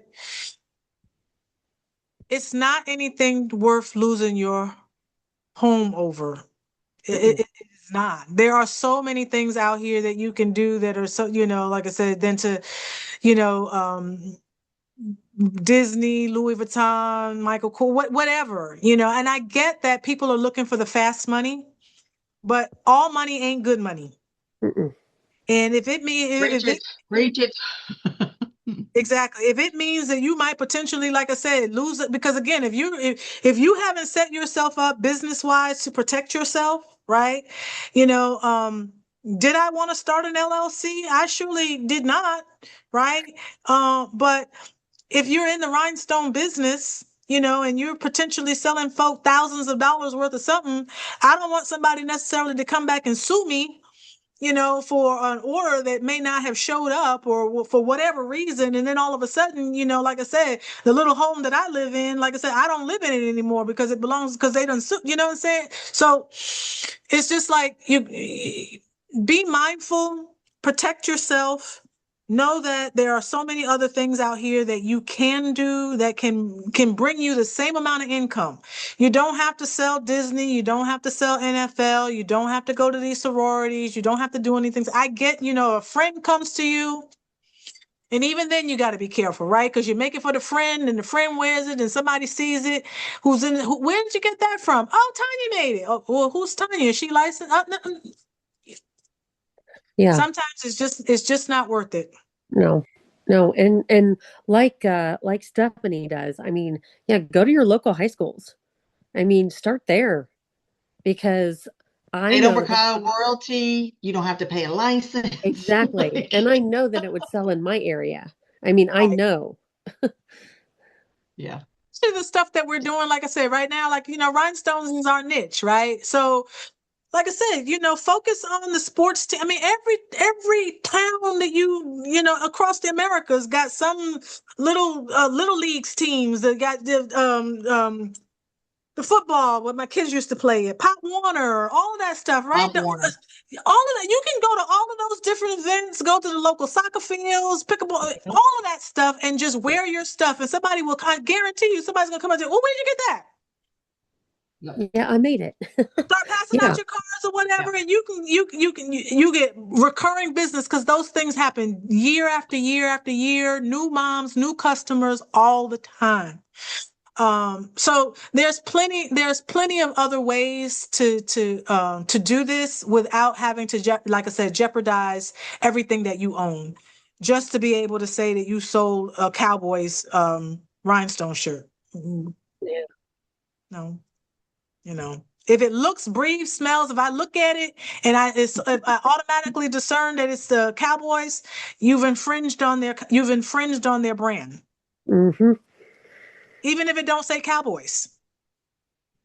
Yeah, I just got my business trademarked, and it cost me over $10,000 to get my business name and my I business believe it. logo trademarked. And I did that so that way, years down the road, somebody can't take it. Somebody can't take all that I've worked for and, take that as their name or whatever. And I did it so it was across the United States, not just in my state. But for me to have my college licenses in the contract, it says if I sell anything that is copyright or trademarked, whether it is NFL, NBA, MLB, NCAA, or any corporation, and they find out about it, I lose all my college licenses. Oh, wow. Like that's how serious they are about trademarks. Yeah, trademarks. So I'm always, yeah, I mean, I paid $10,000 and it was for one thing. I cannot imagine what these teams pay for trademarks and what these Disney pays for trade. Like, they're spending millions. And so of course they're going to, make sure that their brand cannot be diluted by anybody. Right. But so that's why I'm adamant about like, I ain't touching anything that's Right. anything, because I spent too much money on all this college stuff. Good information for you, Miss Amanda, because I know we were talking the other day about you wanting to get your business name, registered and so forth and so on. And like I said, it is, it definitely is the route to go in order to protect, like I said, what you have built. Yeah. But just be prepared that it's not just a drop in the Not bucket. cheap. Mm-mm. And it I took 17 months. started trademarking something a while back, and I had the money to do it. I started the trademark. If you look it up, my name is on it, but I don't have the money to keep it going. You have to keep paying in You have to keep, that's right. and I How don't have the often money do- to do it. How often do you have to pay in? Oh gosh, Is they've it every been. year? I mean, quarterly. Huh? Quarterly. Oh, mine is only every 5 years. They I only might. have to update mine every 5 years. I get notifications from them saying your trademark is, not any good. We can help you get it back up. I mean, I don't have the money That's anymore. probably a scam. I was going to ask Or whether it's third or a advertising. third party. Well, Yeah, I don't answer anything, of course, but I mean, I just had an email sent to me, which I do think could be but it said that if I was not going to pay the money to get it going again, there's a second person that wants the trademark. And I think it's a scam because that happened to me when I was going through the process and they wanted like $5,000. And then I contacted my attorney. He's like, absolutely not. He said, they will never contact you. He said, it's on you to go renew it every 5 years with a USPTO. okay, because I did He's it like, through an that's all a attorney. scam. Okay, Yeah, he said that's all a scam. because I So did do it I through an think you're probably attorney. good. Be careful, definitely be careful. And see, this is why, again, this is why these types of things are important, right? Like we came on just to be talking about just shooting just shooting the shit, right? We just Yeah. came on getting to know one another or whatever. But the more we talk, the more we learn about each other, the more good information we start sharing with one another and such. And that's what I'm hoping that, these little sessions will wind up being, and that we can glean information from one another that we might not find elsewhere. Like, again, it we do need to do the research for ourselves, right? But if we don't have to recreate the wheel, right? If somebody can point us in the right direction, sometimes Yes.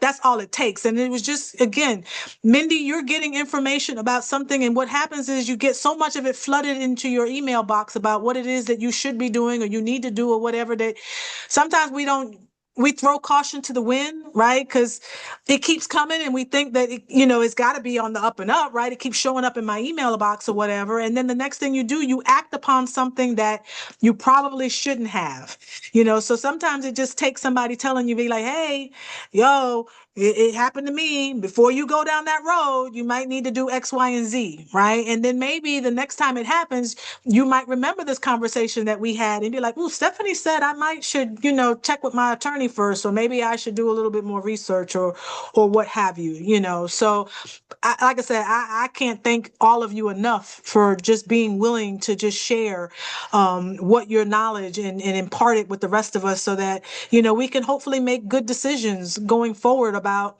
our business. And I'm also hoping that, it also opens the door to say, if you have a question that, you would be willing, if somebody reached out to you directly or just sent you a message in the chat to say, hey, do you mind? We were on a Zoom together and you said something that sparked my interest. Can you elaborate just a little bit more? And so, yeah, we got to be careful, right? There's scams everywhere. Once we put our information out there, like everybody is trying to get a hold of us, or so just be careful, Mindy. Well, I didn't answer any of them. I mean, I keep getting them pretty much daily. And again, it was either 2 or 3 I kept years getting ago. phone calls too. I kept getting phone calls too. And then my Oh, attorney's like, nope, they're never going to call you. He's like, don't answer none of it. I was like, okay. okay. Okay. Because once I paid So for it there's and got my it, legal advice. That's no charge. well, once I paid for it and got it done, and Yeah. then things happened and I don't have the money anymore. I was just like, okay, well, whatever. I'm just gonna, if somebody takes it, somebody takes it, because I don't have the money to keep it going. And it's out there. And when I did it, this floored me. When I did it and I posted that I did it, um, I had everybody under the sun coming into my DMs apologizing that they used it because they didn't know that I owned the trademark. And I was like, I'm not out to I don't care. Use it. Everybody uses it. It's a very common one. I trademarked it because I was going a different direction with it, and that didn't happen. So, it's out there. Anybody can use it. I don't care. Um, a lot of people still use it. But yeah, I'm not going to go after anybody because number one, I don't have the money to go after anybody. Number two, I don't even have And the that's money. the other part. Huh? Yeah. I said, that's the other part. Like, now we got to sue somebody. I Yeah, the know. deep Like pockets. I don't have time for that. First of all, I don't have time for that. So yeah. Anyway, that's just what I wanted to say about stuff like that. Well, I mean, like I said, I know sometimes, like I said, it can be a little disheartening, right? Like to follow your dream and get it to a place and do all of those things. And then life happens, right? And then everything that you work so hard for, like I said, you're unable to, continue to see it forward. But I just believe, like I said, if you were able to do it once, like I said, you'll be able to do it again. It's just a name, you pick a name and you'll find another name, right? Right. And so, like I said, don't give up. Just say it's just not for now, but I'm Right. going to keep pushing forward. And when the time is right, then you move forward with that, Yeah. Yeah. Yeah. Yeah. Yeah. It's okay. It's all good. Like I said, I'm trademarking a name now. Like I said, at some point, when I looked it up at the time, just bedazzled, I mean, and I know you see bedazzled this, bedazzled that, or whatever, but and under the terms, I think that I wanted to use it, it was okay. I'm using the TM for now, like I said, because I'm in the same boat as you, Mindy. I don't have the money to go out and go the steps to actually get that name registered so that I Right. can then use it, but for now, the rules say I can put the TM in front of it until somebody actually registers it, so Exactly. Yep. I will do that. And hopefully, if I ever get to the place where, I do have the funds to be able to move forward with it, that I will be able to do it. But if not, then, like I said, I say at least I used it for as long as I could. And, when it's time for something else, it'll be, I'll do that. But, that's all you can do, Right. Right. but it doesn't stop you. It doesn't stop you from continue to keep using it, No, it doesn't. until somebody else decides to register it. Right. It's like you said, they're using it and you can still use it too. Right. What just So, happened? Oh, I don't know. We still see you you. don't know. We still see I don't you. know. You can? Okay, Yeah, good. we can still see you. So anyway, but I tell you, I don't know what it is about me. I say I'm only going to do something and I'm only going to do it for an hour. And an hour becomes 2 hours, and then 2 hours becomes 3 hours, and 3 hours becomes 5 hours. And, It's 11 o'clock. Oh my gosh. it never fails. It just never fails. It's because this is a good group of people. I truly believe that that's what it is, right? It's like it just feels so natural, like like we're all best girlfriends, like Yeah.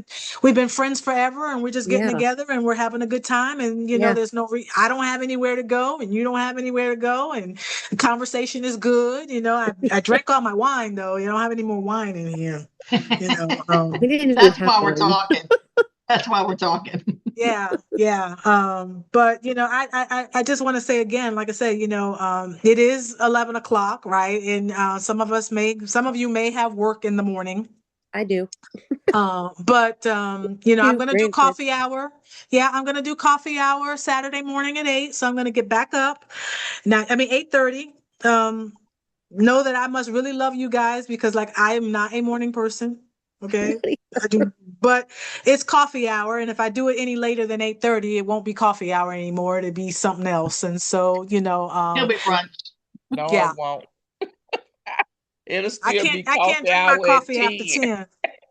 I can't drink my coffee We after do. 10. I can't either, or I'm Yeah, up all night. yeah, Oh, I yeah. can't.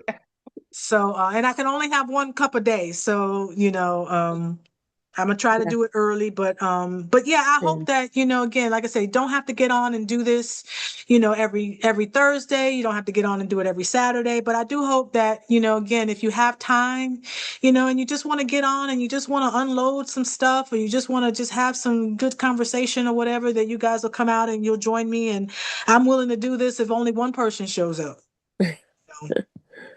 Because this was good. I mean, we got a lot of good information out of this tonight, yeah. and I never know what to expect. Hold on one second. Hey, I'm on a Zoom. Man, I want to save y'all some of the headache of all the business Hello? mistakes I made for me, you know? So I'm willing to Oh, share. okay. I'm an open book. All right, babe. Sweetheart, what'd you say, Stephanie? I said I'm willing to share all the mistakes I made and all the successes because I don't want you to make the same mistakes I made.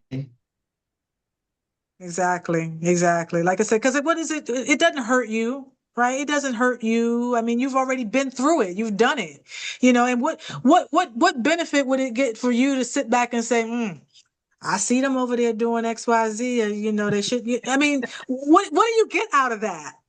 That's just an evil person. That's It what that is is. just an evil person, That's not who I am.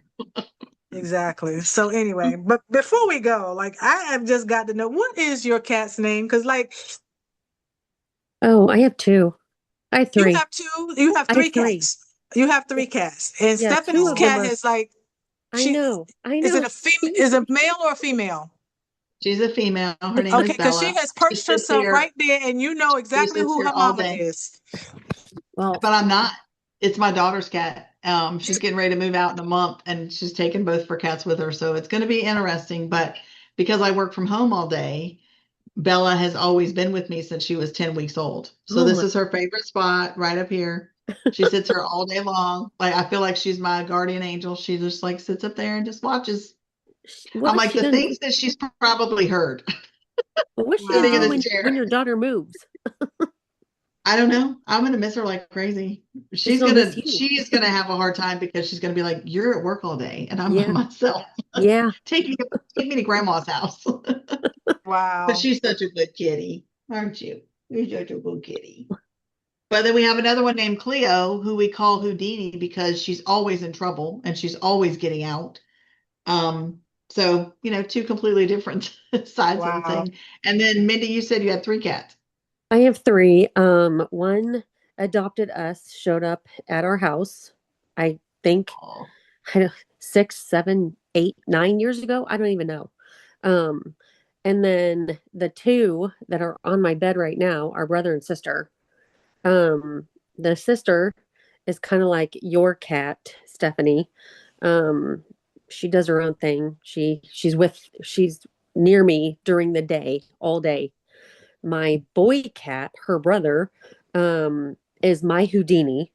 Um, he he is he is always at my feet. Um, he likes to try and trip me, but he also opens doors.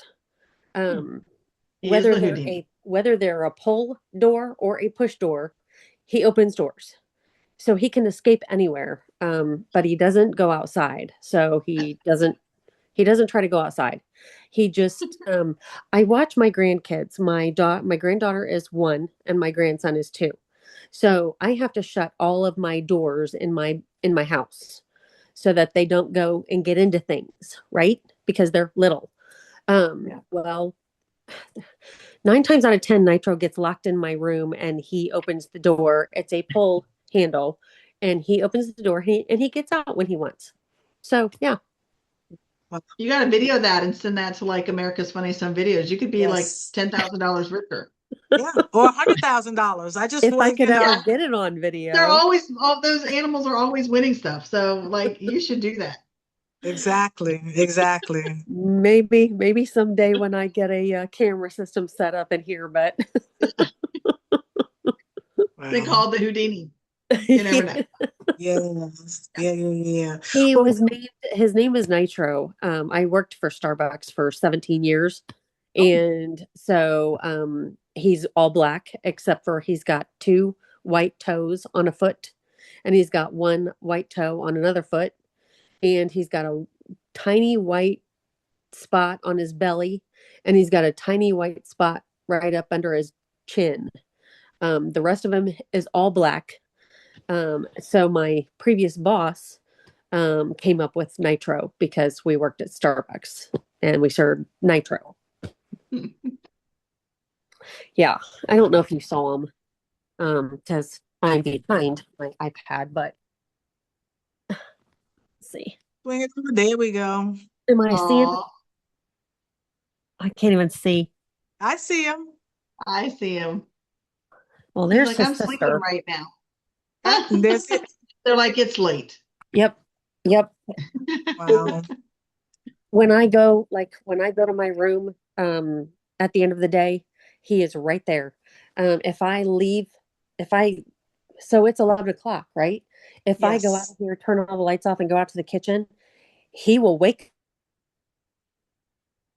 kitchen and then follow me back in. I mean, he's like my shadow. Your shadow. Yeah. I remember those days. I used to have a dog, Sweet Pea. Oh my gosh. Best dog We were ever. a dog family, and then we became a cat family. So I know how it goes. They Yeah. are our second family. They Yes. just are. Yes, Yep. they are. Yes, they are. So anyway. Well, all right, ladies. Like I said, it's 11:15, and we're supposed to be in coffee hour. I just realized when Thank you you, said Miss Tanya. 11:15, I was I like, mean, wait, that's what? supposed to be wind down, the 3 wind hours down. later. 3 hours In later. in the SpongeBob voice. 3 hours later. Yeah. But you know what? Like I said, those that didn't join us tonight, like I said, they missed out, and hopefully, like I said, we'll post it in the school and people will get an opportunity to get a replay of, and learn about all that we talked about tonight. And maybe they'll join us the next time and make the conversation that much more lively. So, again, thank you. I look forward to, like I said, just, like I said, I'm flying the plane and building it all at the same time. Okay. So that's game. kind of how I do things.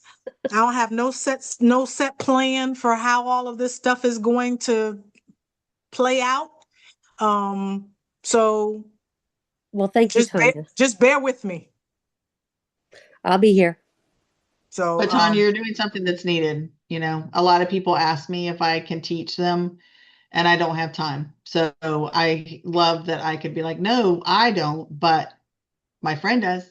well, yeah, and if all goes well and I get some time, like I said, Sierra Hot Fix Error is the next thing I'm going to tackle, because like I'm like you, I have that software as well, and it is not user friendly at all. I don't do any designing in it. I don't do any designing in it. All I do is just transfer my file, do my colors, right, and send it to the machine. That's all I do in Sierra Hot Fix. Stencil to I do bling. everything in the Wizard. Oh, you do everything in the Wizard? Okay. Yeah, and then just upload it to Sierra. I'm like, I ain't learning two softwares. I haven't yet figured out I mean, I'm still on the fence with Corel. All of those icons in the Wizard just like they mess with me. And so I just get overly overwhelmed with trying to figure out what all the little buttons over there do. I have, like I said, I have successfully done like one or two little designs in there, but I just revert right back to silhouette. Like it just makes sense to me intuitively It's easier. and such. It's Yeah. easier. So It's easier. Yep. So you got anything you want to say, Amanda, before we say good night? I gotta go to bed. Yeah, you got to go to bed Me because you got to too. go to work. And then, like I said, don't you wake me up at 7 o'clock in the morning tomorrow. Okay, 7:01. Thank you. Talk to you tomorrow. All right, before you go, you showed us a glimpse of your shirt. Let me see, because it's sparkling. It's sparkling over there. It is Yeah. sparkling. You gotta talk. You gotta talk. Does Say extra? something. Huh? Say I had to something. say, oh, extra. It says extra. I'm trying not to take it off. Gotta stand No, up. don't take it off. Just stand up. Oh, I like that. It says extra. I That's like good. that. Yeah, I So love now I that. all you tell gotta people do I'm is add always by. extra. Now Say all it you gotta again. do is add by design at the bottom of it. True. True. I always tell people I'm extra, so that's a good one. Yes. Yeah. We're all extra. Are we Rhinestone people all extra? Yes, we Yeah, are. I think so. Yeah. Yes. We're extra on purpose. On That's purpose. right.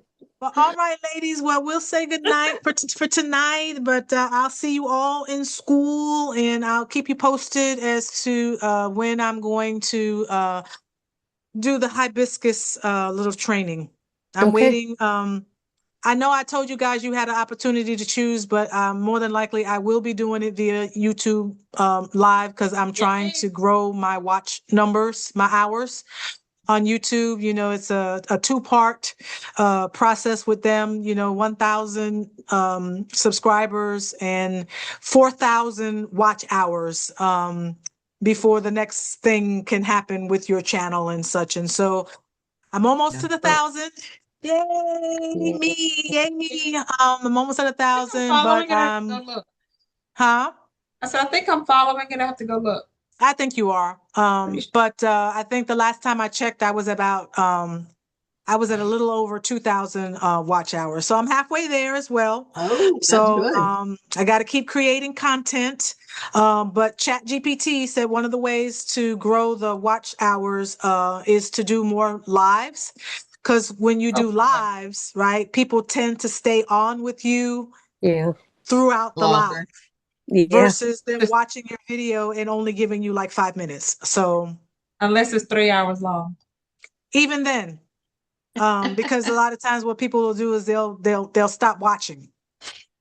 But if you're on a live and the live is engaging, people tend to stick it out, because they want to know what the ending results are going to be or whatever. So we'll see. Like I said, I'm going to try to hold the training to only about an hour or so because it's not a very intricate design and it doesn't take a lot to get it to where I got it to. But again, when people have questions and such, that's what tends to kind of slow things down a bit. And I try to be thorough when I'm teaching. So anyway, I hope you'll join me. Y'all on Instagram? I have an Instagram account. I don't use it. I don't promote on Instagram like I do on Facebook. Okay. And maybe I'm on that's Instagram. that's the wrong premise to take, but when I started out on Instagram, I started getting a lot of those inbox messages from all these people that I didn't, these men and stuff that I didn't know. And, and that just turns me, it turns me off. So I just don't, I don't promote on Instagram. You are, Stephanie, what are you, Bling Owl? Creations. Yes. Bling Owl Creations. Bling Owl, like the bird. Creations. And I'm that on everything. TikTok, Facebook, Instagram, Pinterest, all that. Yeah, I gotta pray about the tiki-taki. Well, I have 3 employees, I told y'all, and 2 of them are high school. One just graduated from high school. The other 2 are college students, and so they come a couple days a week. And they're like, Miss Stephanie, you got to be on TikTok. I'm like, I don't got time to be on TikTok. And so they're like, well, so they made my social media stuff for me. And so they've been putting me on TikTok, and getting all these followers and views and whatever. They do the same thing for me on Instagram because I'm like, I like Facebook, but they're like, no, our generation is on Instagram and you got to figure it out. So I'm on Instagram. That they're telling you the Yeah, truth. well, Yeah. yeah, And like yeah. all the cheer squads that I deal with, every single time I get a picture or a tag, it's on Instagram. It's never on Facebook. Like we just did Virginia Tech cheer for them to go to Daytona and compete at nationals this week. Like all the girls are tagging me all over about all the stuff we made, but it's all on Instagram. It's not on Facebook. It's on Wow. So, Instagram. huh? It, I'm floored that it's on Instagram and not TikTok. On Instagram. Well, they're on TikTok too. But like the colleges are on Instagram. So The colleges are not really on TikTok. Interesting. Okay. so you have teenagers basically, maybe a early 20 who's doing all your social media. Yep. They know what they're doing. Yeah, like they do. They sure do. I pay them $15 an hour and they don't even come into my office. I send them the videos on my Google photo library, Google Photos, and the videos that I take, and they create it all and then send it back to me. They create one with music and one without. And then I can upload it to whatever platform I want at that point and use the music that allows that platform for my business account to use so I don't get dinged. Okay, my wheels are turning. That's $15 I ever spend an hour. How many hours are we talking? They work like 5 hours a week. Yeah, Okay, that's a good Stephanie. idea. 25 hours a week. I mean, you know, Okay, you sell 6 shirts, you made that back. for Yeah. real. Exactly. Yeah. Exactly. I mean, After like I get said, them you to just go. $50. What'd you say? After I get my shirts to $50. Tanya was calling Yeah, me you out. gotta get. Yeah, you gotta get your shirt to $50. She didn't think I caught that. They no way more than 50. They are. Yeah, they start out at 50. That's the starting price. But when you start pricing out everything, because I used to sell at 35 when I first started. Tanya, I don't know if you want to go. We may just close this and do this a different day, but you let me know. No, I'm fine. I am too. But when I first started, stay up late. Okay. When I first started, I sold them for 35. And I was having to sell more shirts to make the same amount of money. So when my business coach got wind of that, he's like, absolutely not. You need to jump your prices. He said, and don't tell anybody. Just say, this is now my price. He's like, change it on your website. This is now your price. Don't tell nobody. Just this is it. And after he figured it all out, because at that time I was doing by the flock, right? So I was having to have flock. I was having to do rhinestones. I was having to pay for shipping for the flock, shipping for the rhinestones. My hourly rate, I was making like $5 an hour at 30, for making a $35 shirt. And I was like, oh, heck no. I've been doing this for 30 years. I ain't paying myself $5 an hour. I can't even pay a teenager $5 an hour to do it. And I said, okay, well, let me revamp my numbers. And then once I got my machine, I'm like, well, I don't have to make the transfer anymore. I don't have to use flock anymore, but I got to pay rent on the machine, right? I mean, I had to pay for the loan on the machine. And so I was like, okay, I think so my cost is like $20 sometimes, depending on what shirt I use, whether it's a sweatshirt or whether it's a t-shirt or whatever. And I'm like, so for $35, I'm not making any money. And then I got to pay taxes on top of that. And I got to pay for my internet. I got to pay for my computer. I got to pay for my website. Like, I was like, oh no, we ain't doing it at 35. And I haven't raised my prices in 2 years. And my business coach said, what are you doing? We talked about this. You're supposed to raise them every year. And I was like, okay. Oh, wow. So they're probably going to go up. But I sell my college shirts. For my college t-shirts start at 65. Yes. People pay it all day long. Easy. Yep. No problem. I sell some of my college sweatshirts for $120 all day long. See, I sell shirts for $75. And that's not rhinestone. I think it's expected in the bookstores, right? Like, I mean, well, I'm not in the bookstore. You're not in either. the college bookstores? I'm not either. Oh. No. And this is the reason why. I was at Virginia Tech, an outside bookstore, not on the campus bookstore. And I was at Michigan State on the campus bookstore, but I'm not anymore. But I was in negotiations with Fanatics to carry all my apparel for all the colleges that I offered. I made it through 3 levels of approvals. Mhm. And then they came back to me and said, well, we love your product and we know that it will sell, but your pricing is too high for wholesale, of course, so I had to For like wholesale, wholesale. okay. And they said, we need you to sell us a sweatshirt for $12. No, it can't happen. So they could mark it up to 120. Yeah, yeah. Right. And I Yeah. said, no, thank you. I said, I don't need your business. I Nope. can sell it myself for 120 on my website and I get to keep all the money. Right. No, thank you. I said, and they go, well, that what you need to do is you need to start outsourcing to China so that way you can get your prices down. And I said, I'm not doing it. I said, No. part of the thing that people love about me is that it's made in the USA. Yes. Right. And I can jack my price up because it's made in the USA Mhm. and it's made by me. If the quality sucks, guess what? It's on me. Yeah, Not in exactly. China when I can't fix it in China. It's on Exactly. me. And so they're like, well, I hope you understand what you're losing and the amount of money that you're walking away from. I'm like, $12 ain't going to kill me, okay?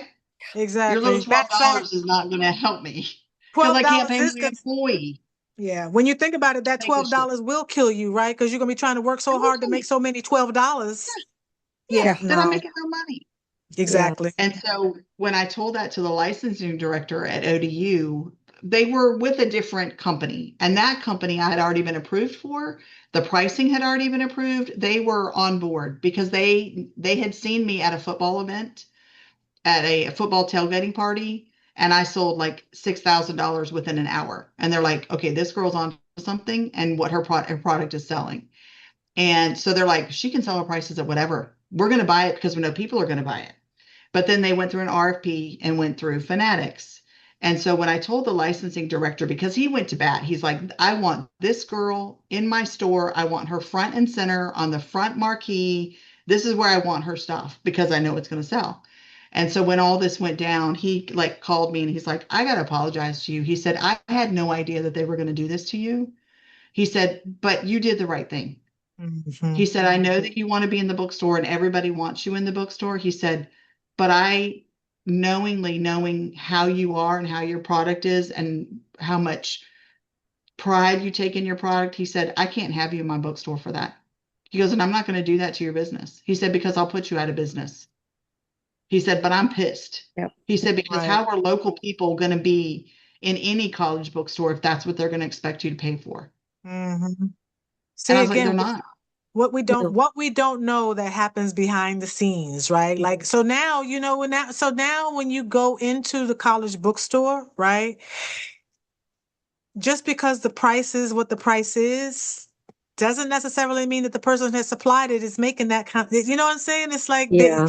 you They're now not making that see money. exactly what it is. Right. Yeah. It was a Same huge way with eye opening. me. I mean, I cried, when they told me no, I'm because sure this you was like a did. dream, Well, you know, sure. and something I had worked over a year for. And then, God just like hit me over the head and said, I told you I was Yeah. going to guide you. This is a door I shut Hmm. because Yeah. it's not for you. That's Yeah. right. That's right.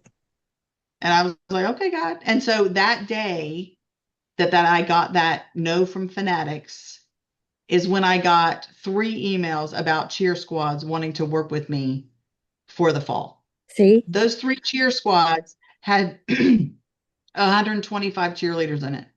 Right. And I was like, yeah, this is why I wouldn't have had time making $12 sweatshirts or making $75 sweatshirts. Right. Exactly. And you got your moms, you got your aunts, you got your cousins, you got your Yeah, grandmas, you got all like these I got people out. everybody. Yeah. You made the right decision. God Yeah. and God is is ordering your steps, Stephanie. And like I said, Yes. I'm here for every little bit of the journey. I'm soaking it all up. Me too. Me too. You guys have journeys that I haven't gone on yet. And so we're going to work together. And I'm telling you, we are going to be successful in every avenue of it. Yep. Yes, we When are. God puts people in your life, it's for a reason, whether it's a season or a lifetime. That's right. They're there to There's no teach chance. you a lesson. There's no chance meeting here, right? Like we're here because we're supposed to be here. Right. Yeah. Yep. So I won't talk anymore. I'll let other people talk, but we'll get back on again, and there's more to share, I'm sure. And there's more to exactly. Give us something because we be talking all about tonight. What are we going to talk about next Thursday? That's right. Oh, I'm sure something will happen between now and then we got to talk about. Yep. I may finish Yeah. my shirt that I started that I can show y'all. Yes. When's the next coffee thing? Saturday? I can't come on Saturday because my daughter's Okay. So yeah, coffee checking out a new hour. apartment, but I'll rewatch it.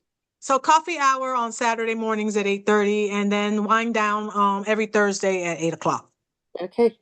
I will put them in my calendar. Well, it's on the school calendar, so you know if you're checking school and you're checking back and looking at all the coursework and things that I'm going to be putting in there and stuff, you can just check the calendar, and that's where I'm going to post things, and always check the announcements tab for any new announcements. And of course, I'm still going to be posting things in my various Facebook groups and so forth and so on. But I really want the school to kind of be the funnel and the place where everything goes, so that I reach everybody in one place. That would be great. Yeah, that's Is my everybody's goal. information in there already? Mine isn't. What kind of You haven't information? joined me yet, Mindy? I've joined, but I haven't done my bio. Oh, you haven't done your bio. Well, come Yeah. on. After Tuesday, Amanda, are you get in there? she gets a pass until after Tuesday. Am I in there? Didn't I do it?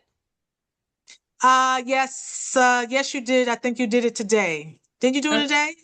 Yeah, Please tell us about yourself. Is that what you're talking about? I think so. Is that where it's under? Either that or are you talking about in the bio or the introductions, or are you talking about putting your business information out there, Mindy? Oh, My I'm new talking business about everything. Oh, I well, just yeah, signed I up. know your business information is not out there because I've been checking. Yeah, no, nothing's out there for me. I just signed up. I just got the page going, and I did one or two things, I think, but that's it. I haven't had time. I'm sorry. My grandkids keep me busy all the time. And then Amanda, we're I just studying for followed my you. test. Hey, I don't know what that means. From where? Did they get you the In the 200? school. Oh, What? in school? In the school program. Follow me on Facebook. I need Yeah, some follow more her on Facebook. She's trying to get to 200. Did you get to Who? 200 Amanda yet? Clark. No. Okay. No, Okay, Extra hold by on. Design. Yes. Hold on. Extra by design. Okay. Okay, hold on. Where am I going? Oh, Extra by design? Yes. By I think I'm already following you. design. Okay. I'm already following you. Yay. Stephanie Wood Russell. I'm already out there. Now I don't know if I'm following you or not. I have to go back and look. You got 3 followers. You need 3 followers. Okay, now I have. You better invite some people right now. Okay, wait a minute. I need to invite. Okay, so which one? There's that one two. right there, the top one that says 197 followers. Yes. Is there more? There's more than one Extra by Design on Facebook? Yeah, there is. Yeah, need to get out there and trademark.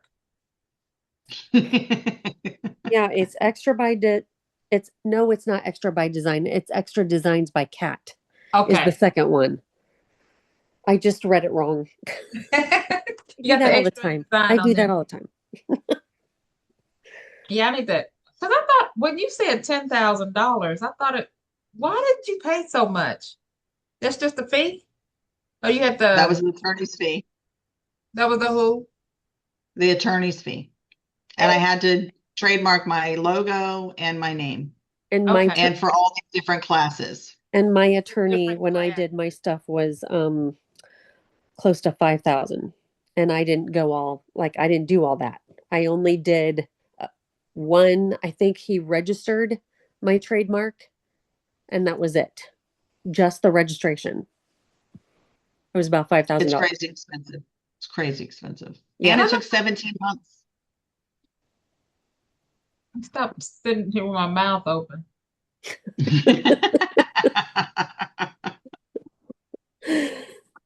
It'll come in time. Yeah, well, when I went through USTPO. USTPO.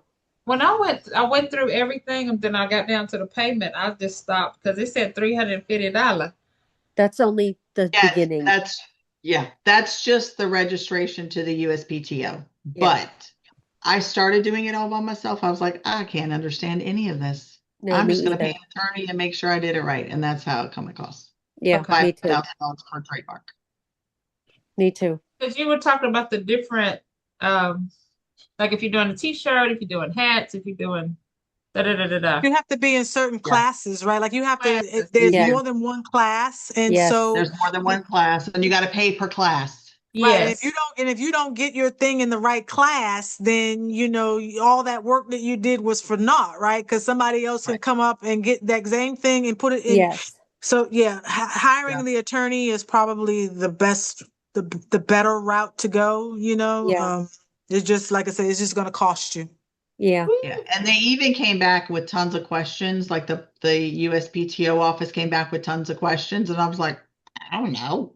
And so my attorney was on the email, and he's like, yes, yes, no, no, no, yes, yes, and I was like, okay, that's what I paid you for. Yeah. Yeah. I'm gonna have to phone a friend. See who Wow. I know. Phone a friend. Like, hey, you want to trade some bling shirts? How many you need? A trade. You want to trade some bling shirts? How many you need? I mean, the barter system is still alive and well today, ladies. This is true. Alive and well. Look, I got you. I'm in your shirt. Yeah. I want to be Miss what Tanya, are you Stephanie there? is, You though. froze. Hmm? What's that? Are you there, Miss Tanya? I'm sorry, what'd you say, Okay. babe? I was making sure you were there. I thought you were Oh, frozen. yeah, I'm still here. I'm multitasking. People are in my Okay. inbox, you know. Can you do this for me? I need it by tomorrow afternoon. Excuse me. You messaged me like Rush an me. hour ago and you want something done by tomorrow afternoon? Like, you do expect me to go to bed at some particular point in time, right? No, they don't. They don't. But that's what a rush fee is for. $50. To say Stephanie said she only slept for like 2 hours a night, remember? I do. I do. Yeah. Well, I'm like that some nights myself. Last night it was 3 o'clock in the morning, and then I was up at 7:30 this morning. So that was what, 4 hours of sleep, and it'll probably be And then we're keeping something her up like that late. again tonight.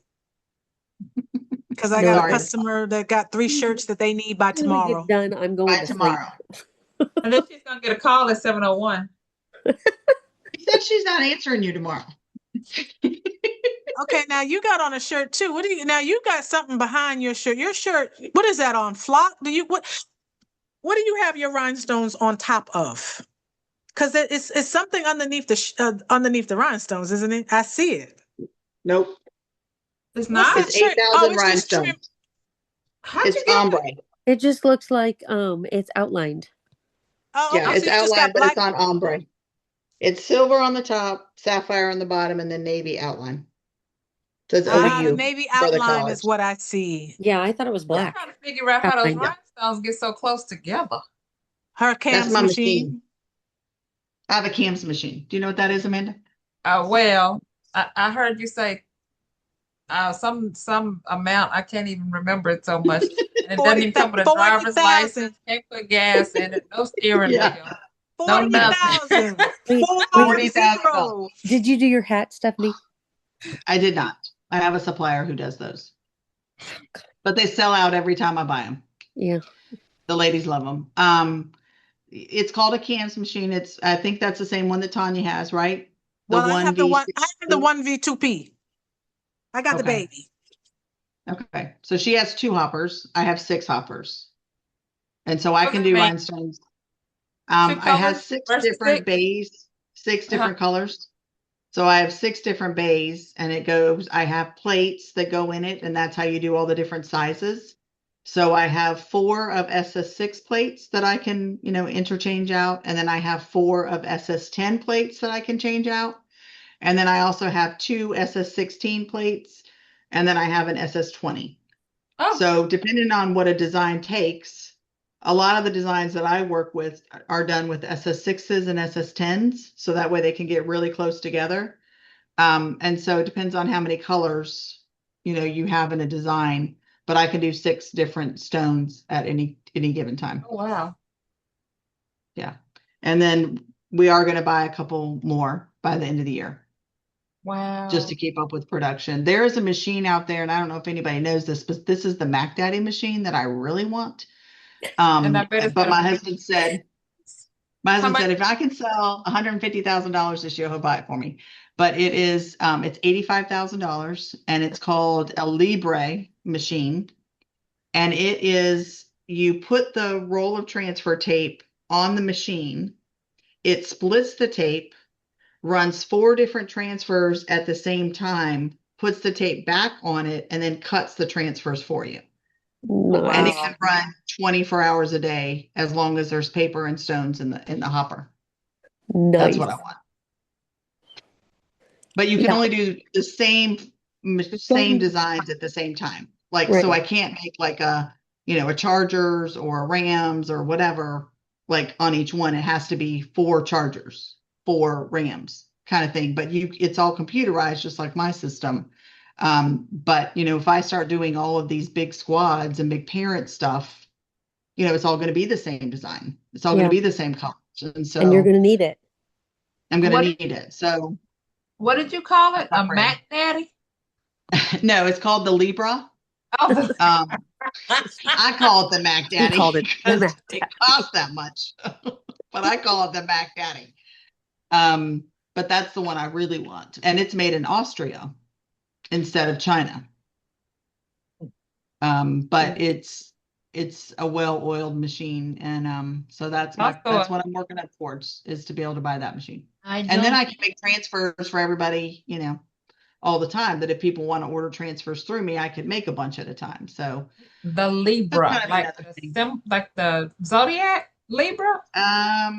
Libera, I think.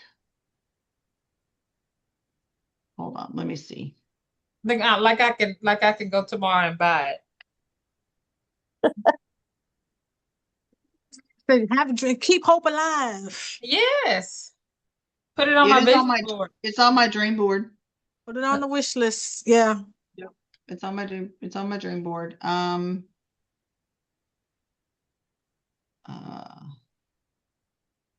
my search doesn't go that high.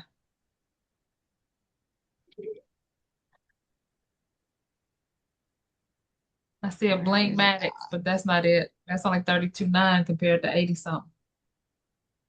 How did you spell it?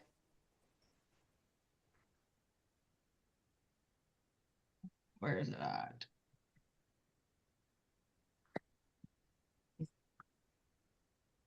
I have to find it. Give me a second. Okay. Talk away. Give me a minute. One V2P, and it's probably because I don't use it very often. Right now, I think it's been sitting out in my garage, and there's an issue with one of my the little feeder thing at the bottom. The top one picks it up, and the bottom one Your picks it and vacuum? puts it on.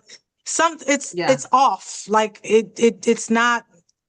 Somehow it got off. It was working when the last time I used it, but like I said, it sat in the garage for 4 months or whatever. I turned it on, tried to use it, and it wouldn't work. So I turned it back off again. And I bought it used from a woman in Virginia.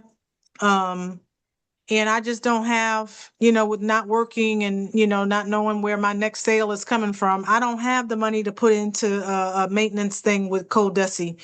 To be able to get, use support where I could call in on the phone and maybe they could talk me through how to fix the problem. So whenever I have an issue, I run it through chat. How much does it cost to have a maintenance system with them? I want to say somebody told me it was either $1,500 or $1,800 or something like that a year. Wow. I think that's what don't somebody think told me. Yeah, I'm just like, and then if I don't, like I said, if I'll never have a problem because I don't use it that often, that's just money wasted. So, Yeah. But I also paid, like you said, I paid $4,000 for the machine. And I mean, I've probably made if I've made 20 transfers on that thing, total, maybe 20, maybe anywhere between 20 to 25. Dang, girl, we got to figure that out. Maybe I can convince my husband and I to take a road trip and he could come and fix it for you because he's Mr. Fix It Man. Here we go. He could probably figure it out. He fixes everything for me. Anytime my machine messes up, I'm like, honey, can you come fix it? He's watched all the videos. He knows how to do it all. Wow. Well, maybe like I said, before you take a road trip, I'd be like, look, I get out there with my camera and my phone and be like, look, this is what this is what it's doing. He might be able I to think do it's a that. vacuum He issue sent us though. some videos. If you sent us some videos, he could probably figure it out. Yeah. Because do you know Crystallized by Sparkle? Cinnamon? Oh yes, Miss Cinnamon with her 4 machines and Yeah, she's got 2 like me, but she was having an issue one day with one of her machines, and she needed some kind of part and she couldn't find it. And I said, send it to me and let my husband, like get on it. He found her the part in China and she ordered the part. And she she's like, posted I've been searching that on for months. Facebook. Yeah, she posted that on Facebook. So now see, now I know. Like I say, yeah, well when I know, like I She's said, like, you found that like in no time. And I was like, that's my husband for you. He's Mr. Research. All right, well then I'm gonna go back out there one day when the weather warms up a little bit. It's done got cold here in North Carolina again, so I don't like the cold. I don't But either. when it warms up, I'm gonna go back out there, turn it on, and take a video, and then I'm gonna send it to you, Steph. And maybe, like I said, I really just think it's a vacuum issue. I think it's just been sitting out there in the garage and some dust has gotten up into one of the sensors or something like that. And it just, and like I said, I bought it. I have no clue how to maintenance it, what I'm supposed to do to keep it maintained. He could probably walk you through all that. He does all of that for me. Right. And we have had to change the little tubes, Uh-huh. For the vacuum. He bought a whole roll of tubes. And so that way he can change out my tubes whenever they go bad. And so he knows how to take them out and put them back in. And a lot of times that's the issue with the vacuum. It's like a piece of stone will get in that tube. Yep. And then it doesn't suction anymore. Exactly. And that could be what it is. Like I said, so I just got to get out there and play with it, but I just haven't had the time. And like I said, I'm not making transfers. Oh, actually I am making transfers like that. But right now, with the 1V2P, as soon as you buy the 1V2P, you wish you would have had to gotten the one, you wish you had gotten the 6P, right? Because it's like, if I got a design that's got more than 2 colors in it, I spend more time changing out the damn feed plates. Yeah. I could stone the design by hand faster than the machine will do it. Yeah. Yeah. Especially when you have multicolors. Yeah. And most of my designs typically do. Like I don't believe in 1 color or 2 color designs. They got to have at least 6 or 8. Yeah, see, I don't do nothing over 6. I'm like, nah, we're not doing it. It makes sense. I mean, but you got a 6-hopper machine, you can do at least 6, and that really is all you need. I was just joking. I don't think I have an 8 color one, but they do have more than 4 sometimes, and so that already like makes my machine obsolete, right? Because I can only do 4. Yeah. Yeah. All right, I found the website. I'm gonna send it to y'all of the machine. So let me. Well, you can put it in the chat. Yeah, I'll put it in the chat. Where is it? Okay, where's the email? Okay, so we all gonna have to go ahead and chip in. There's 4 of us on the call, so we all got to chip in and send Stephanie $20,000 so she can get her $85,000 machine. But then you on the hook to us for $20,000 worth of transfers. Well, I was like, just think what we could make for each other. Like, how successful could we be if for real? Yeah. Like, well, let me swing something by you real quick. Like, let me stop this recording right quick for a minute because I'm gonna stop the recording.